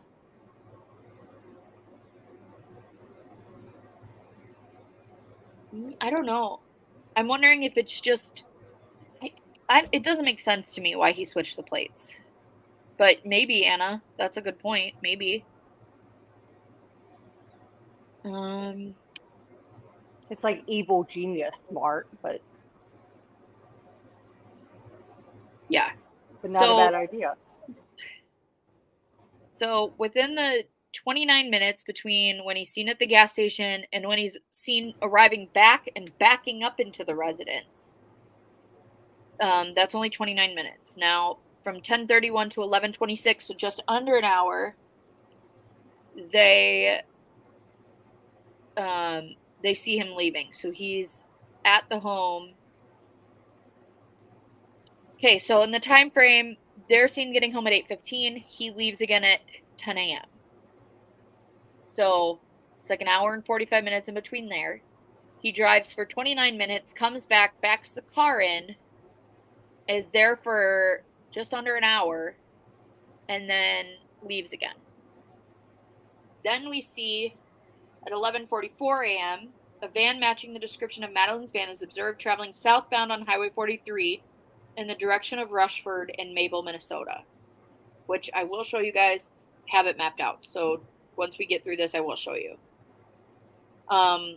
It says then 11:56, a van matching the description of Madeline's van is observed traveling southbound on Highway 43 in Rushford in the direction of Mabel.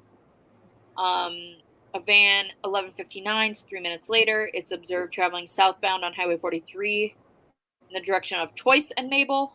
At 12:44, approximately 45 minutes later, a van matching the description of Madeline's van is observed on a video from the same location traveling northbound on Highway 43 in the direction of Rushford and Winona.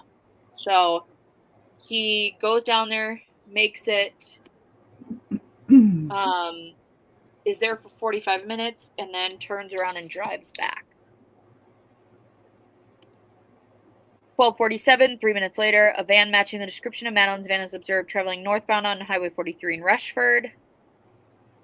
At 1 p.m., a van matching the description of Madeline's van is observed traveling northbound on Highway 43 and turned east onto Winona County Road 12 in the direction of Winona.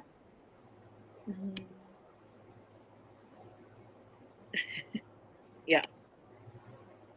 At 1:28, a van matching the description of Madeline's van is observed in the driveway of her Winona residence. So he is back home at 1:28. As part of their investigation, law enforcement officers traveled the route Fravel stated he drove on the morning of March 31st, 2023.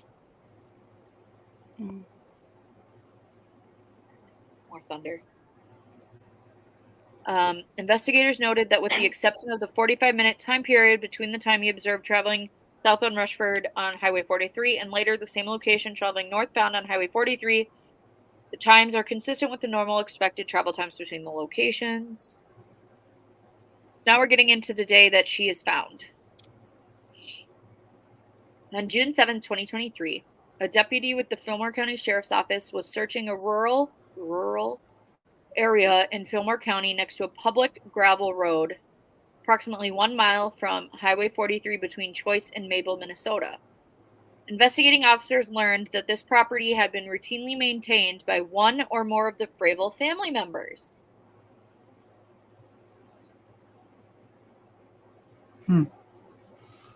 I got what you throwing. I picked up what you throwing down. This property was also near the residence of Fravel's parents. While searching the property, the deputy located human remains in a culvert adjoining the gravel road. So I'll tell you guys, because when this first happened, there were a lot of people that were like, what the hell is a culvert? So it's pretty much, so like I told you guys, where she was found, one side was a big drop off. Right. The other side was a hill. So underneath the road, it's like a big tunnel, pretty much. And it's meant for the water drain off to go down. Tell me more. Like, I don't know what you're talking about. Do you really not? No, I know exactly what you're talking about. Rachel Morin. Oh, it's smaller though. This one's only, it's only probably less, maybe 3 feet in circumference. Yeah. It's little. Okay. I was envisioning like a little ditch kind of area, like where it's like a check mark and you're in the slope of the check mark and then it drains underneath as well. So gotcha. I wouldn't say ditch too many times because my mods will run crazy with that. I just saw, okay. I don't, I was like, okay, all right. I can explain that to you later. Aaron, I'm scared. Oh man. All right. Ditch and no net don't seem to work well in my favor. Oh. I don't. What? What's not in your favor? I don't know. Just already the no neck and then ditch. Like I was like, this can't pan out well. Like I don't know. Like what two awesome things come from no neck and a ditch? Like LFT. Explain it later. Right. All right. Oh shoot! Hang on one sec. You're good. Is she still listening when she says hang on, or should I wait to continue reading? That sounded like she literally like turned to the Go right ahead. right. I have to run Okay. really quick. Okay. Where that? That's what she was saying. I totally heard it. Okay. I knew she was getting out of her chair though. The concrete culvert that ran under I-40 near where I grew up. At 12, you had to be brave to walk all the way through it. Yeah, and this one was only probably 6 feet wide, and then, but it was like this big around. Like it was not big at all. Mm-hmm. So okay. The remains had been wrapped in what appeared to be a gray fitted bed sheet that had been closed with black Gorilla Tape. Investigators noted that during a previous search of the Madeline Fravel Winona residence, they observed a roll of black Gorilla Tape that appears to be the same color and width as the tape found on the fitted sheet that Madeline was wrapped in. Dumbass. Where were the rest of the linens? No comment. Okay. Oh man, no. Okay, when's trial? We don't know yet. Oh, okay. I literally was. I believe the police have everything now. Okay, so. I was about to say that was not a prep question. I was genuinely asking. So let's see. Investigators also noted that the gray fitted sheet appears to be similar to other bedding at the Winona residence. Additionally, the air mattress from the Winona residence was missing a fitted sheet. On top of the air mattress without a fitted sheet were pillows that had gray pillowcases, similar to the fitted sheet. The human remains were transferred to the Southern Minnesota Regional Medical Examiner's Office in Rochester, Minnesota. Medical Examiner's Office identified remains as Madeline Jane Kingsbury from dental records and tattoos. Medical examiner noted that a knotted towel had been wrapped around Madeline's head and neck. The medical examiner's office performed an autopsy. A preliminary autopsy report determined the manner and cause of death as homicide and homicidal violence. It then goes into the different attorneys and such. Actually, no, I'm not going to ask that. No, I'm just thinking because you know how they said the thing about I knew the towel in terms of the neck put something on the face, and you know how a lot of times people cover their face because of like the personal, like it's a personal thing, like they can't. Yeah, it made me wonder. That's a known thing because you can't look at the person that you care about in the face when you're doing something like that. Or even trying to move them or do anything, like you just don't want them in a weird way, like still seeing you because you know the person. I don't know. It's horrific. Yeah. Okay, so we then did get some updates. Like I said, I want to say it was the end of July 31st. Am I sharing this now? Oh my gosh, you are. I just stepped into the bathroom like I was about to wet my pants, so I'm muted for 1 second. Give me 30 seconds. You're good. All right. So this is the new information that came out when they unsealed the. Hi, Linda. Hi, Linda. Ooh. They're always cuckoo mish, but in a good way. You'd like them, actually. Okay, so that was the probable cause for his arrest. So as you guys can see, they literally have him on camera doing a bunch of shady shit at a bunch of shady times. And nothing was ever brought to storage anywhere. So... Huh. That sounds like a lot of other cases we've worked on as well. I mean... Yeah. So this is the newer stuff that was just released at the end of July. His final text messages to Maddi revealed in the unsealed search warrants. So it says, search warrants unsealed on Monday in the case against Adam Fravel, the man suspected of killing his ex, Madeline Kingsbury, leading to a months-long search in southern Minnesota. Revealed text messages sent by Fravel in the hours after Kingsbury went missing. Fravel is charged with 2 counts of second-degree murder in Kingsbury's death. The last contact that Kingsbury had with her family was on the morning of March 31st. Despite ongoing efforts by law enforcement and hundreds of volunteers, Kingsbury's body wasn't recovered until June 7th. A Fillmore County deputy discovered the body along a remote stretch of Highway 43, just north of Mabel, Minnesota, where Fravel's family lives. Fravel was arrested shortly after the body was discovered. The warrants document alleged abuse by Fravel that Kingsbury had reported to friends and family, allegedly warning others that if something terrible happened to her, Fravel would be the one responsible.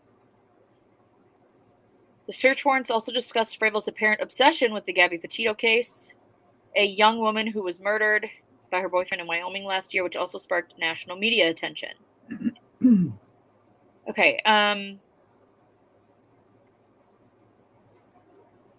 okay. So, did they redact? Hang on. Okay, so we're going to get into some of the text messages here that were unsealed. The search warrants, which sought access to social media accounts belonging to both Kingsbury and Fravel, along with emails, phone, and GPS data, included 2 series of text messages sent by Fravel. The first set includes his last messages Fravel sent to Kingsbury, which may have been sent after she was already dead. The second set included an exchange between Fravel and a friend after Kingsbury's family reported her missing. Fravel had told police that he had left the home in Kingsbury's van around 10:30 a.m. on March 31st to take some belongings to his parents' home in Mabel. He said Kingsbury had told him she was going to do some work downstairs in her office and then head into work in Rochester after. Fravel had sent her text messages that Kingsbury never responded to. When he got back that afternoon, he noticed his car was still there, but Kingsbury was nowhere to be found. Got gas in the van and stuff ready to go. Gonna leave soon. A text sent at 10:29 a.m. from Fravel reads. Now, if you guys remember this was only 4 minutes after he actually, or 4 minutes before he actually got back. That's what, okay. Didn't he? Yeah. Okay. He was back by like 10, he left at 15? 10:02. Oh, okay. Okay. And then was back 29 minutes later, so 32, 10:30. So this was only 3 minutes before he actually made it back to the house when he made it to Choice and then turned around. And then he said, "Gonna leave soon. When do you have to leave?" "You just gonna stay home?" Fravel quickly added, with no response from Kingsbury. At 1:33 p.m., after Fravel had returned home, he sent a follow-up message reading, "I'm back and my car is still here. You get a ride or something?" Wouldn't you just go in and ask her? Mm-hmm. In the other set of messages sent that night, Fravel frets over Kingsbury's family calling the police so quickly after she went missing. "It hasn't even been 24 hours. And I saw her this morning," Fravel argues. "Nobody tried to reach out to me at all until 7 p.m.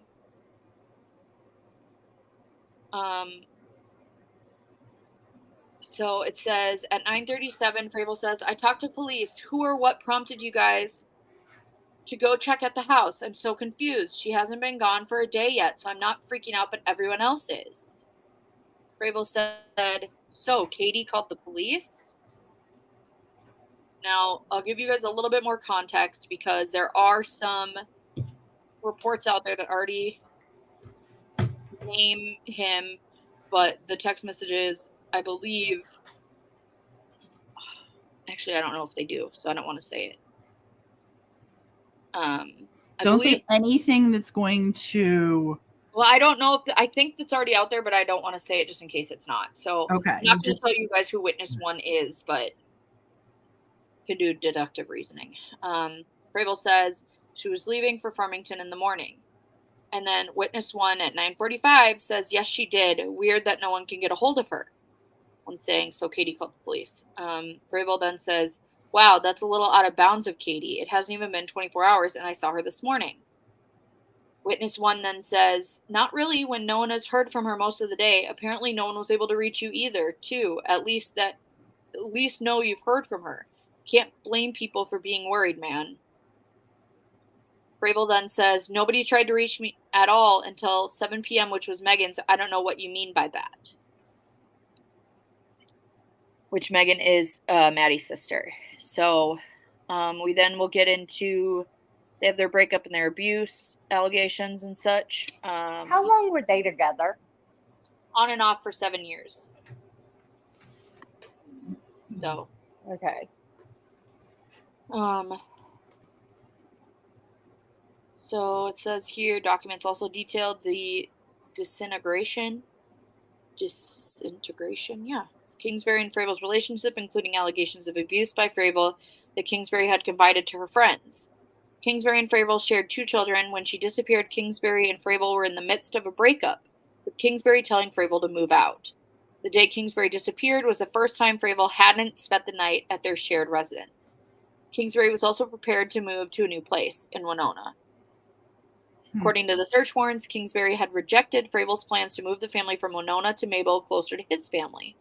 Kingsbury had also begun seeing a man that she had met online, a relationship Fravel knew about.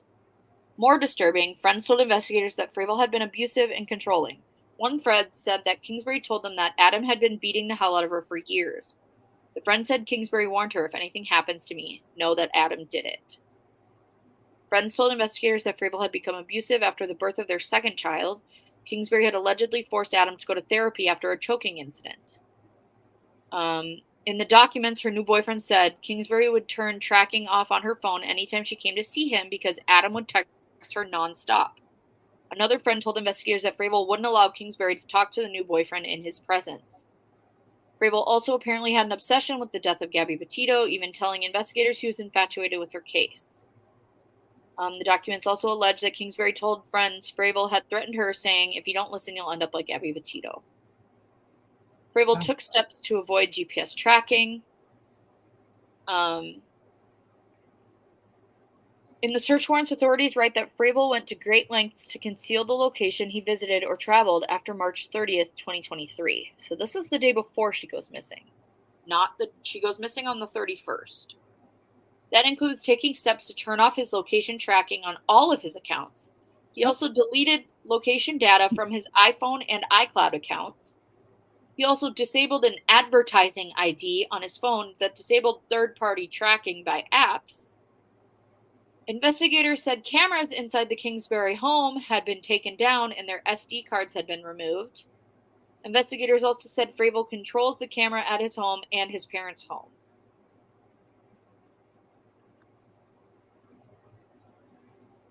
Hang on. Oh wait, I'll type. Sorry, I just want to acknowledge Wheel's comment. Like, dude, that's amazing. I love I'm listening to you, but I'm reading Wheel's comment. I know, right? Yeah, Nora's grandma. Can we just take a second to figure out the type of person it takes to be obsessed with a man who unalived his girlfriend? Red flag. Yeah.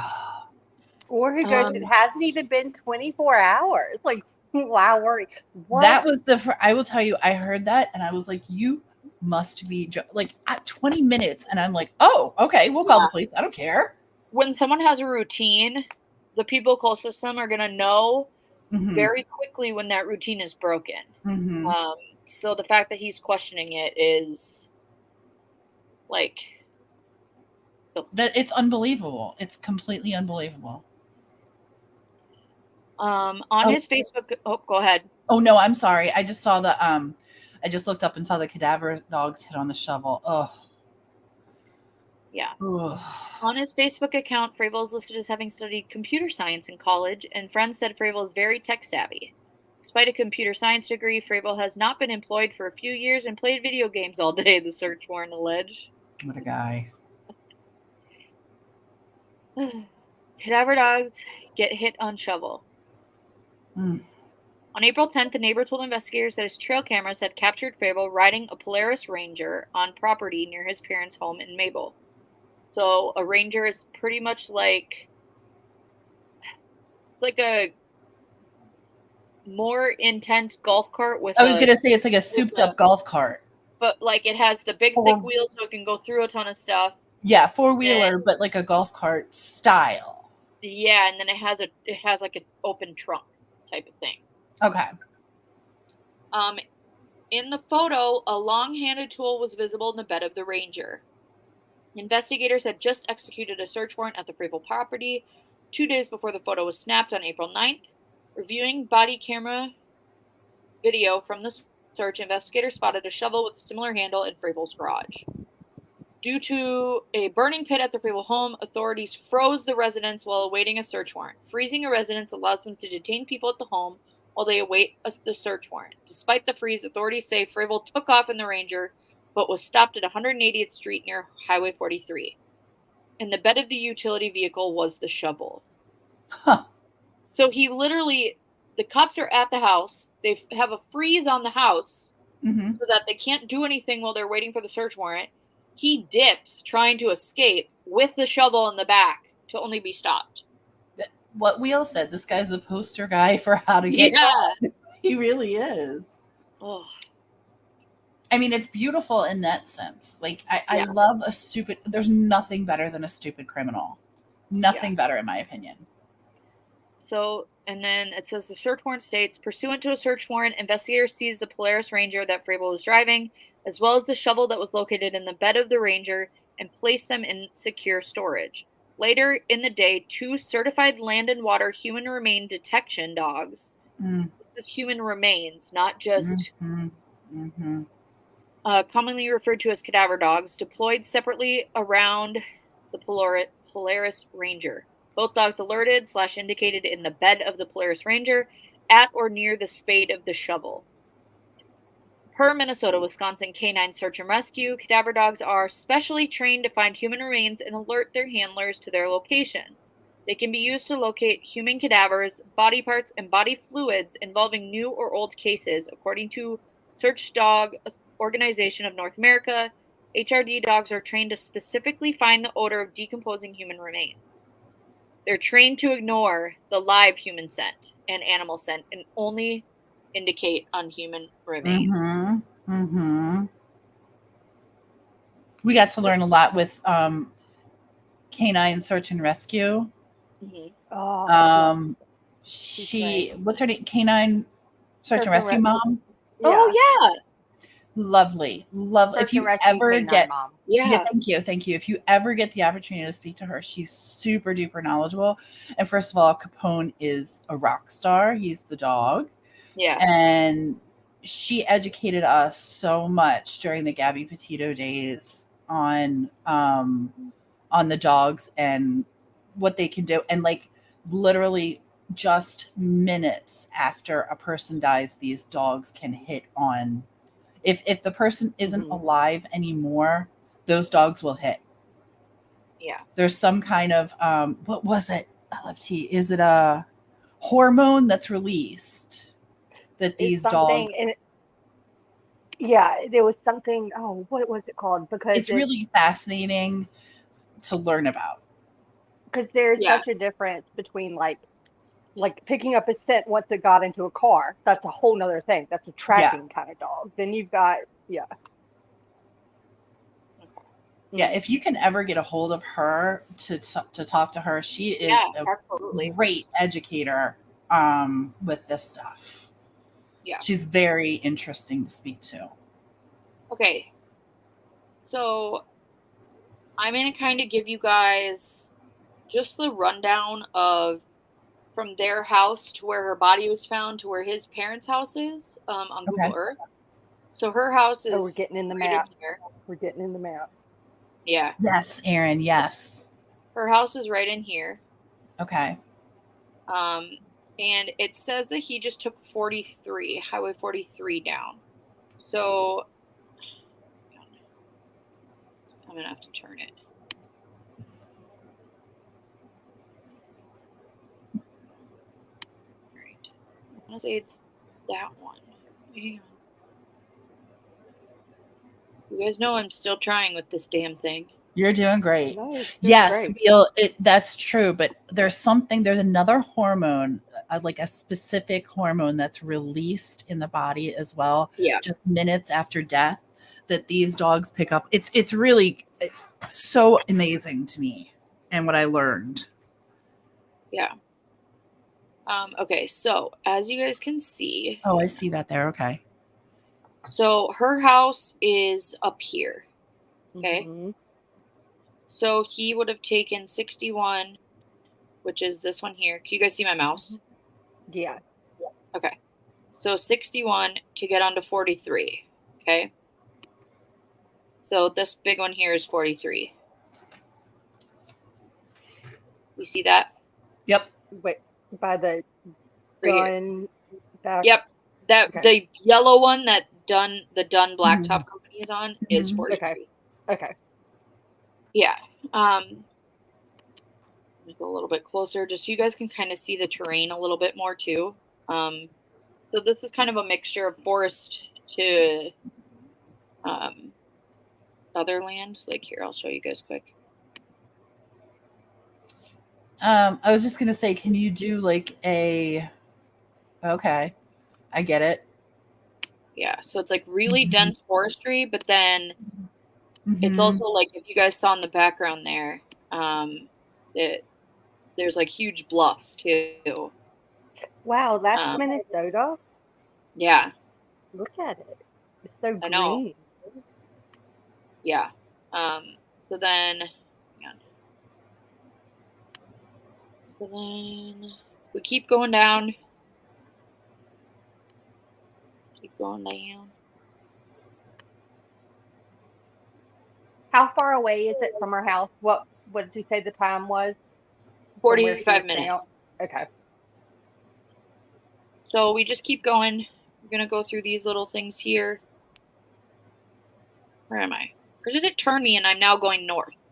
No. Where? Okay, so was the area that she was found in, I know it was 5 minutes from his parents, was that an area that he frequented prior to, do we know? Or are you not allowed to say that maybe? What's the question? The area that Maddie was found in was close to his parents' home.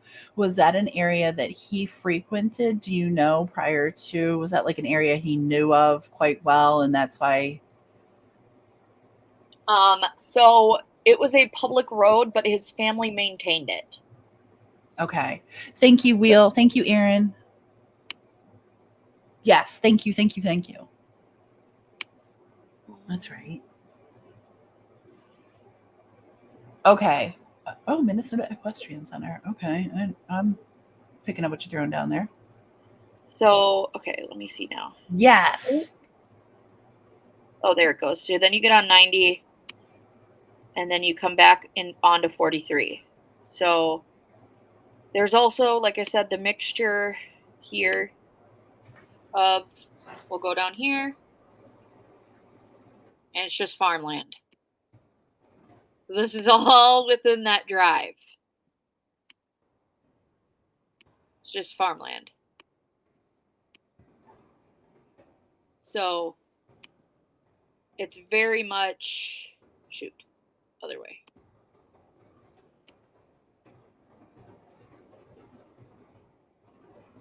Keep going. Keep going. Still just following through. So this is Rushford. So this is where his car is picked up on camera.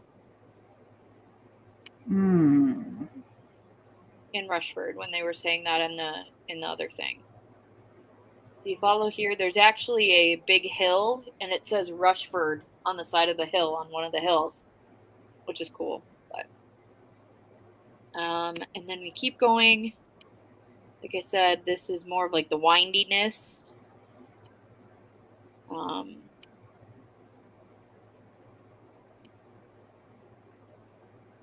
and more.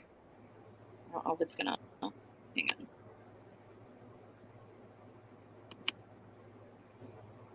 Oh, we're still going. All right. So this is Choice. So remember how his first drive, he said he made it all the way to Choice and then turned around? This is Choice. Quite a ways. This is where her body is found. Oh. It's technically back here. It's like right in here. But then you guys can also see, of course, it's not, why is this not showing my other things? Because you got to go back to hit the Maddie's. Oh, you have Maddie's home. That wait. I just have to touch that one. Where's that refresh thing? It tells you like. I can't see. So there. Sorry. So if you guys can see that. Oh my gosh. That is where her body is found compared to his parents' home. Wow. So what I'm going to do is walk us. I'm going to start up here, though, because they have updated the photos on here. So they actually have Maddie's memorial oh, wow. on here, which is crazy. So as you guys can see, this is kind of... Thanks, Aaron. What's out here. Those houses are far enough out that these people who live there recognize an 88 Dodge going down the road that don't belong, right? But the thing is he's from there. So he looks like he does belong, unfortunately. Mm-hmm.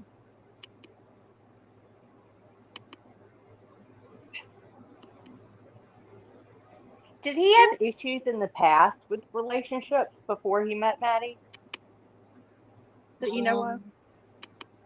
I got $5 that I was gonna say I got $5 that he didn't have a relationship before Maddie. So if they were together 7 years, he was only what, 21, 22?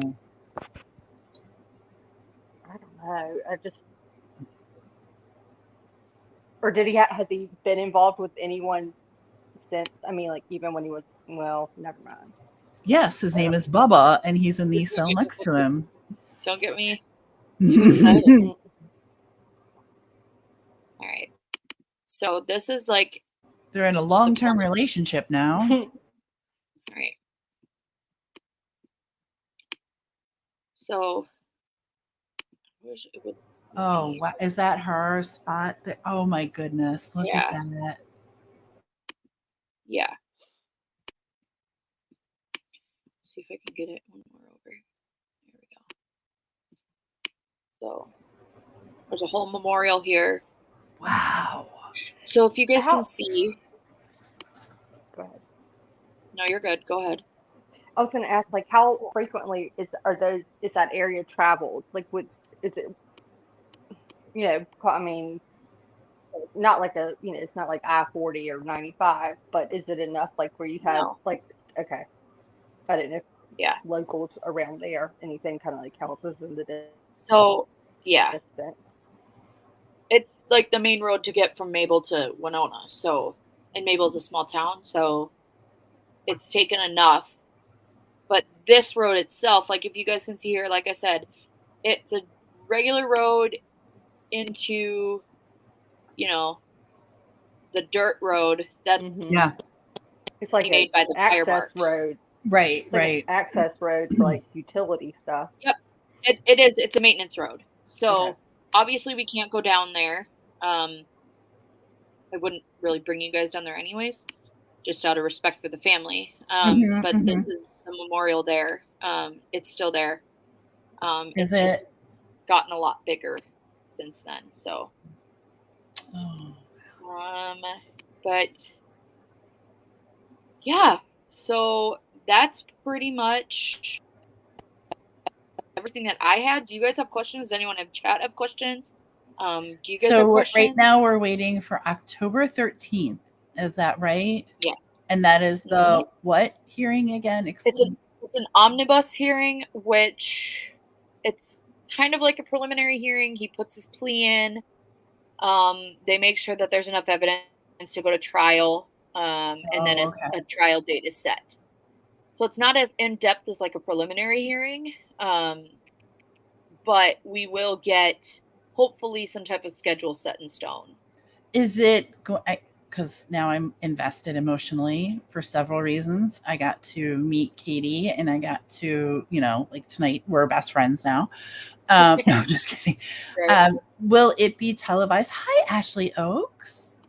Hi, Ashley. It's good to see you. I love her. I see her. By the way, Ashley, I see you at Pascal's all the time, and I want to say hi to you in there, but like I don't want to draw attention. I love to Pascal. myself. I know, me too.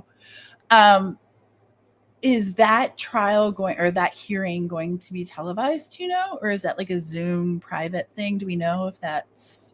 I know for sure it's on Zoom. I don't know if it'll be televised.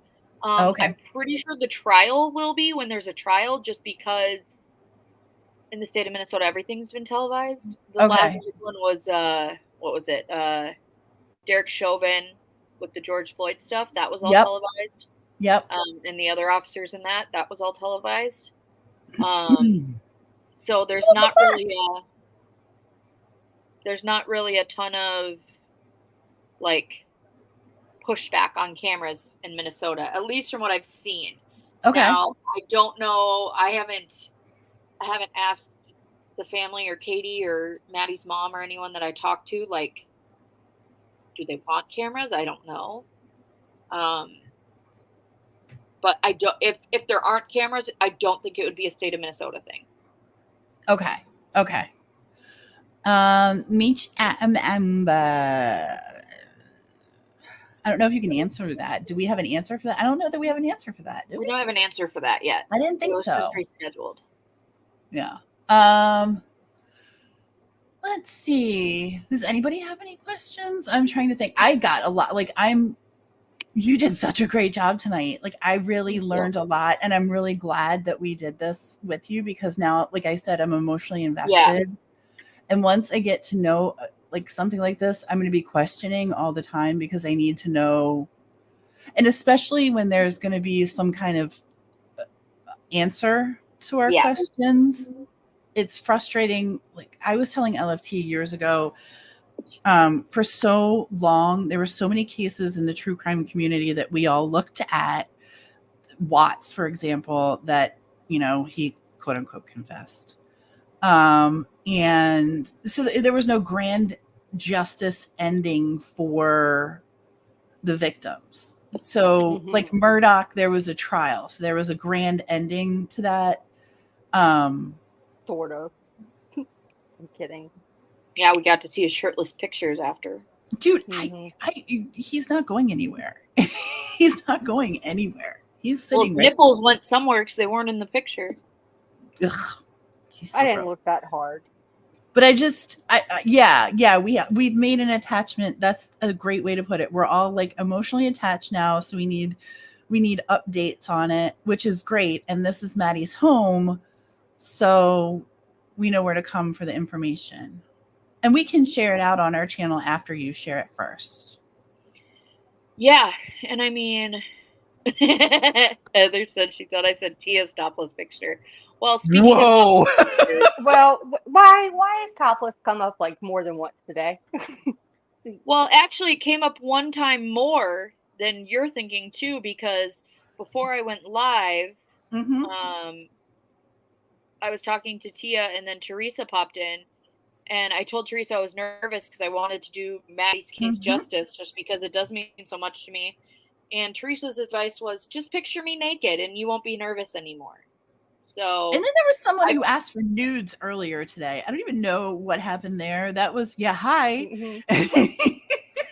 We were having a conversation. It was so funny. It was so funny. I agree with Will. Yes, you have personalized the victim and the case. Yeah.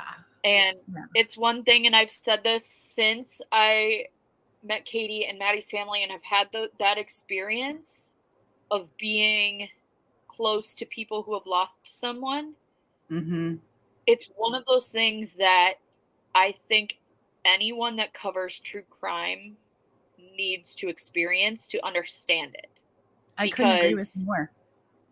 And like understand true crime in general too, just because if you don't personalize it in some way, you're never going to actually see how important and close and stuff like that people are, and like to personalize it. It's always just going to be your a facts. Case, your facts come from the family, and you may not be able to deliver all the facts yet, but you know them. And when the time's right. Is this your first case you've become close with the family? Have you done other cases where you've become close with the family? I'm asking genuinely. That sounded kind of snotty, but it wasn't meant that way at all. No. Is this your first time? Yes. Close to the family, yes. There's been a handful of cases where I've talked to people close to cases, but not family members. So I get crucified because, and I never once, and let me state this, never, ever, actually, LFT, I need you to back me on this or call me out for real. Never have we contacted the family. Never. No. The family's always contacted us. I don't think so. And I've always, 3 times now, we've worked with families. 2 of them I'm still working with, and always will work. Actually, let me, Wheel's another one. We're going to say there's 4 families that we've worked with.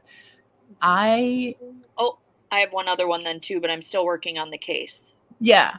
People will tell you, don't get close to the family. You're not going to be impartial. You're not going to, I'm never, ever impartial. I'm always for the victim. Always. Yep. That's right. Billy Wade and Young. And I'm so lucky. The victims in Henrietta, I talk to the family nearly every day. I love Holly's mom. She is the sweetest woman. And I'm so lucky that she's still talking to us. Obviously, we have some other connections in other cases, but it's a privilege. When a family reaches out to you and asks for help, it's a freaking privilege. And I never take that lightly. And I always, people are like, you shouldn't talk to the families because it, doesn't make you whatever. Nope. Nobody, nope. Well, and one thing that I will say too is if you are doing true crime, whether that be on a podcast, on YouTube, on both, whatever, if Thanks, Ashley. you are ever given information and your first thought is, this is shocking, I need to be the first one to put it out, versus how is this going to affect the case or the family, that's when you shouldn't be doing this. I If you're agree. doing it for the clicks and views and not for the victim or the family, those are the types of people that should not be doing this. So if that is something that you get information and instead of being like, oh my God, my heart hurts for that person or something like that, and you're immediately like, oh, that's going to get me the most clicks and views. Like, that's when you're a shitty person and you should not be doing this because you don't have the compassion or the empathy to be able to do this. We've gotten phone calls in the middle of the night from victims' families, and I'm not kidding. And never in a million years would I tell you who it is, and never in a million years would I tell you what was discussed. It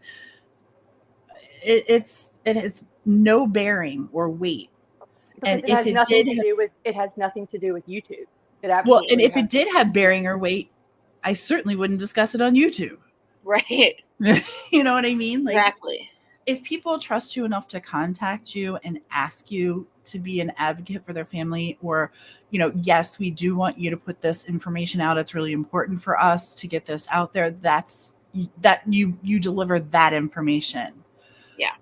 But when someone opens their heart to you and is hurting because of a loved one who's been taken from them, use your human side. Yeah. Well, it's definitely a balancing act too, because you're still, while you are assisting, if you have the benefit of assisting, a family or someone close to a case, that's one thing. But when it comes to like YouTube, you still have to balance like your coverage of it, and you just have to know, like, because you can't just like, that's where we struggle sometimes. Like, we get so into like the researching and background stuff that it's like all of a sudden we focus more on that and we're not discussing quite as much. But that's a learning thing for us still. Also, I get, and LFT's better at this than I am, and she's really good at helping me balance things. I get overprotective of the family, and then I don't want to talk about it.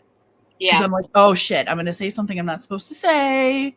Mm-hmm. So I don't want to, but LFT is much better at saying, well, we can talk about this stuff. Make a list. Like I told you, like, make a list.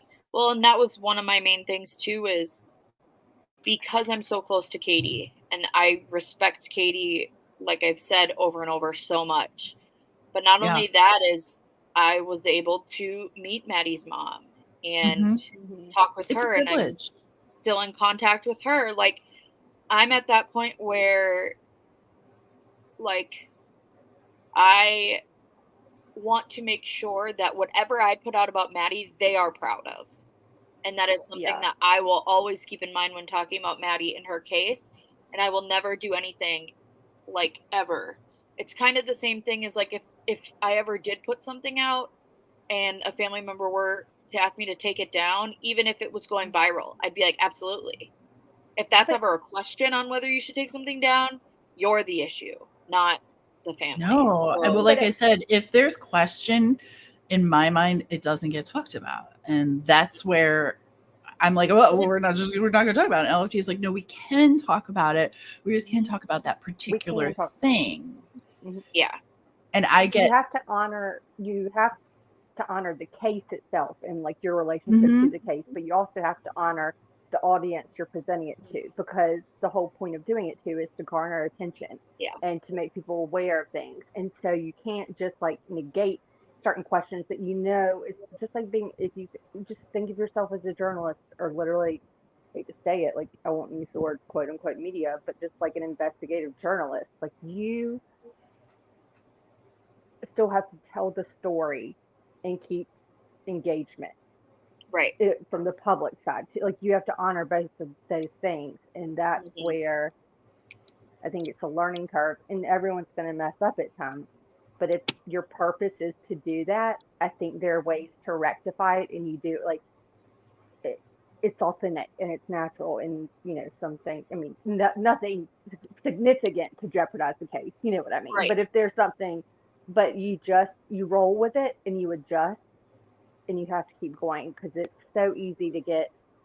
I mean, I think Tia and I might be, well, I'll say I know I am at times. Like we get so caught up like we used to with the research, like what stuff. Like we're doing so much, but then it was like we weren't presenting and sharing it to the audience in a way, you know what I mean? Like we were still learning at that time. Yeah.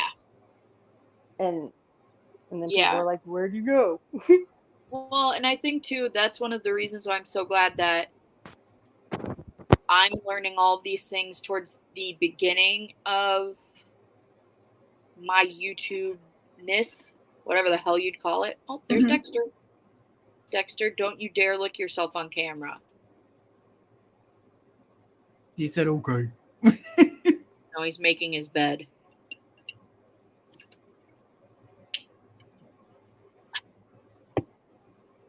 Oh, man. But, yeah.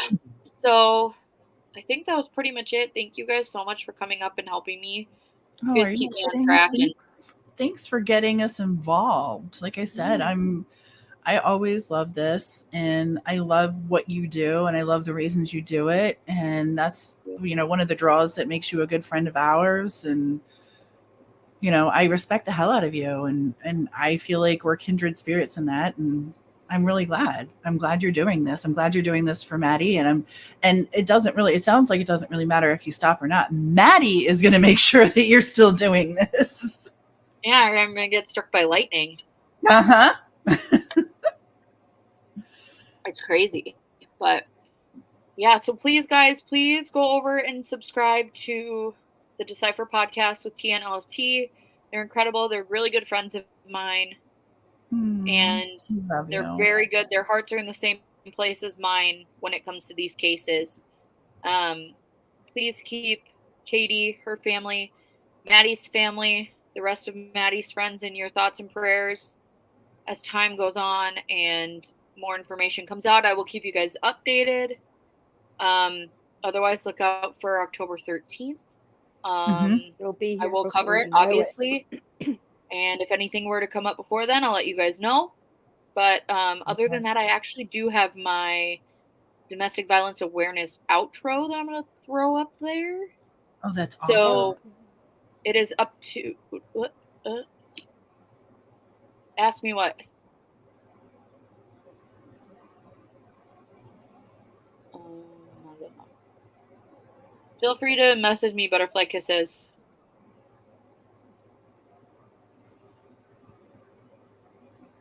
But all right, well, okay, awesome, sounds good. All right, well, I will thank you guys for coming. Be kind to everyone. I don't know, I'll be back sometime next week. I'm still trying to get my life back together after coming back from Winona. So other than that, thank you again, you guys. You've done amazing. Thank you so much. Thanks for educating us, and thanks to your chat for welcoming us. You have a great chat. Thank you. Really I appreciate that. Thank you, everyone. Thanks for hanging out for almost 3.5 hours. But now Maddie's story has a place on my channel. That's right. And that's what I was hoping for. So justice for Maddie. Thoughts and prayers, and I'll keep you guys updated. So I will see you guys later. Bye, guys. Stay loud. Bye. Oh, that's a good one. Stay loud. Remain loud. Okay. Now, before I play this, we all have to mute, and then I'll play the outro, and then I'll end it.